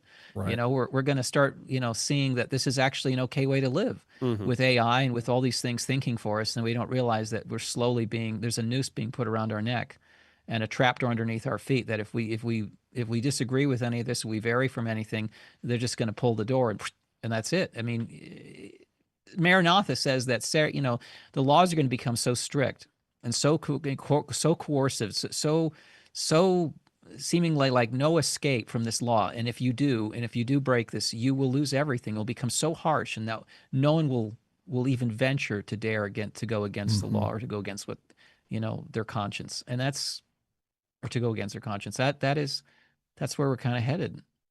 I agree, and we have to be ready before we get there. But this whole Iran-Israel conflict. Andrew, you and Matthew Shanshay have done episodes actually talking about Israel and basically showing the roots of Israel as a nation, modern day Israel, I should say. And so, what kind of takeaways? And this is an open question for everybody. What kind of takeaways do we get from this Iran, Israel, U.S. conflict? Where is this leading us prophetically? Where is it leading us more eminently? Well, first thing, this is not like some sort of happenstance thing that's going on. This is all very, very scripted and very controlled, and that there are bloodlines and families that are involved in this, and it is the Roman Empire is still ruling. It has never gone away. It's still actually intact, and it's going, but it's in a different form. It still has its religious arm that does not have the temporal power yet, but the machinations of everything behind the scenes through secret societies, through all sorts of organizations. We've shown graphics on our channel where you can see kind of like the structure of how we've shown the evidence that the receipts, if you will, of how the interconnected these people are and how they're all related to each other and how they work. It's just kind of right there in front of your face. Where's it all going? Well, I mean, the Club of Rome. Mm-hmm. The world has got to be brought to a place where it's all going to get together so that the 10 kings can rule for 1 hour with the beast at the end. So that's where we're headed. So, look at Rome. I mean, or I should say, look at the United States. If you study early Rome and how Rome came up slowly over time, what was really behind its growth? It was focusing on economy. It was focusing on trade. It was focusing all these things that the U.S. is the great protector of free trade in the world. It's the same thing as the Roman Empire. Nothing's changed. Nothing's new under the sun. If it says that it's going to exercise all the power of the first beast, and it's going to bring about a Sunday law, it's going to bring about some sort of a system that the entire world is going to agree to, that means that you're going to continue to see things like this take place with Iran, as you saw with Venezuela, with Maduro. There's something going on that no one is talking about that much with Cuba right now. All of these, and through this process, they're actually affecting China and they're affecting Russia as well, because they're all kind of connected. You have the BRICS nations. So I was just looking at Polymarket earlier. I was thinking, do you think that anyone's got a king of the north, king of the south thing on Polymarket? Like which one's going to make it? Yeah. Because we know that the king of the north, brings the king of the south to heel. That is what we are seeing 100%. So earlier you mentioned about prophecy, and this is something that's worth repeating, is that prophecy is not given to us so that we know every little thing before it happened. It's actually so that when things do happen, we will remember what God has said and we will know what to prepare for and that we can trust him. So we see this thing taking place with Iran, seeing these wars launching and going off. We can know that what's happening are these final movements that are becoming rapid, that is shaping the world to accept the mark of the beast, to accept a false Messiah to come. All of these things are connected. UAPs, everything we've been talking about, it's all one big ball of wax. Yeah. And Iran, this thing right now with Iran is very significant because I think, this is the wars and the rumors of wars, and you have other things that are going to follow very quickly. The very next thing that comes up is the persecution of God's people. Yeah. Well, you also have this quote by Ellen White where she says here, in India, China, Russia, and the cities of America, thousands of men and women are dying of starvation. The moneyed men, because they have the power, control the market. They purchase at low rates all they can obtain and then sell at greatly increased prices. This means starvation to the poorer classes and will result in a civil war. Now, mind you, she wrote this in 1899. So this is after the first Civil War. So she's talking about a coming future civil war. There will be a time of trouble such as never was since there was a nation. And at that time shall Michael stand up, the great prince, which standeth for the children of thy people, and there shall be a time of trouble such as never was since there was a nation. Michael, you and I were actually talking kind of about this quote and the concept that, war is going to come, but then there's going to be food shortages and there's going to be financial insecurity. What is that verse? I'm actually drawing a little bit of a blank right now. It says that they took their gold and it was cankered. But, when we look at that verse, gold doesn't canker. Gold doesn't go bad. Like gold does not go bad. So it clearly must be that it loses its value. Yeah. The financial system loses its value. Right. Isaiah 2:20. Isaiah 2:20. What does it say? In that day, this is speaking of the day of the Lord, in that day a man shall cast his idols of silver and his idols of gold, which they made each one for himself to worship, to the moles and to the bats. I think it's also worth mentioning that there are some that are trying to depend on precious metals to get through some of this time. You have to realize that everything is going to be tokenized on a blockchain. Yeah. So you can have those things, but unless you're participating in that blockchain, which they can have absolute control over.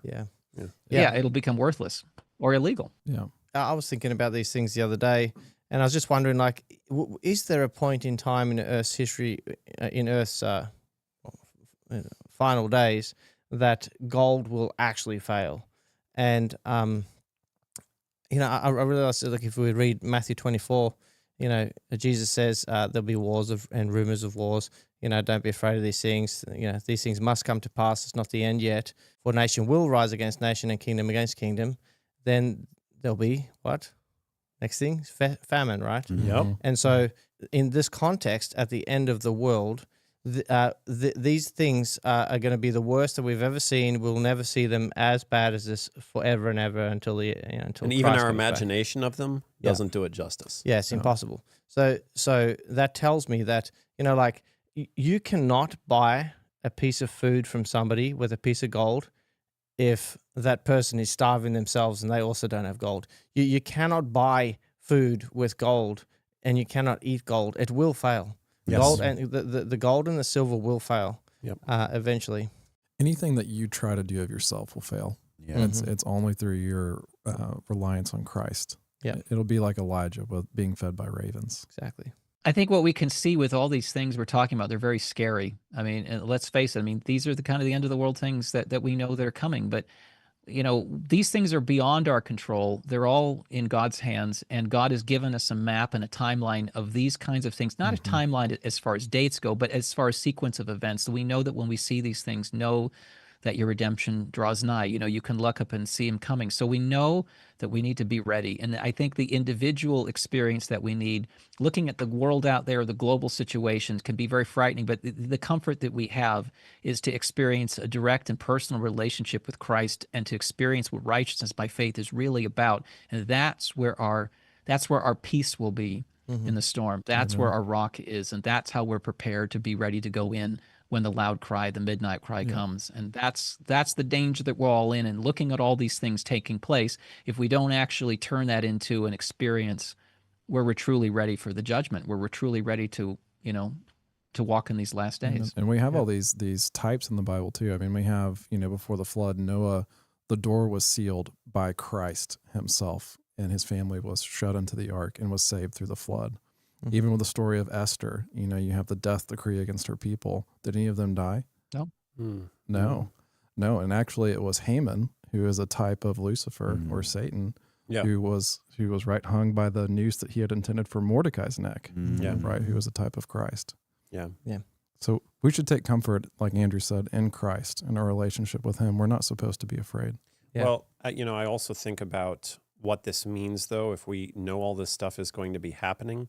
I think that there's never been a better time to follow the counsel that we do have from Spirit of Prophecy about how to live, which means country living, which means having practical preparedness, not being a full-on prepper where you're stashing 55-gallon barrels of food and, having a stockpile of guns and ammo and think you're going to shoot your way out of it or something, but having realistic preparedness that's going to help.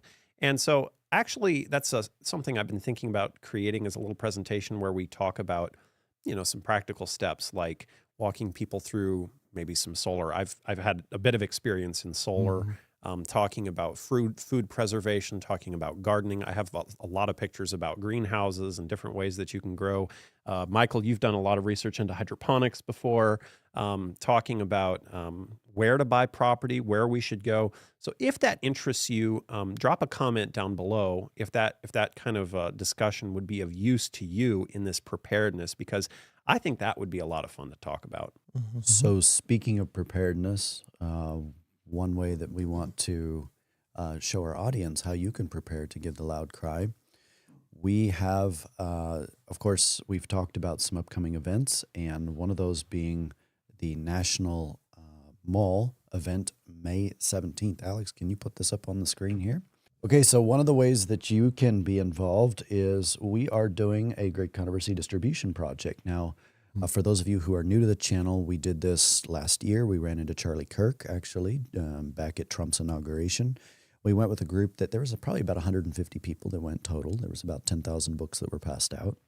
This time, praise God, we have heard online that there's going to be a lot more people going this time around. We've had a lot of Adventists that have pledged their support that are going to come to this event. And it's not just this one. There's Turning Point events. There's the July 4th event for the 250 celebration. But the way that we are getting people involved is you can bring a large tote bag, backpack, small wagons.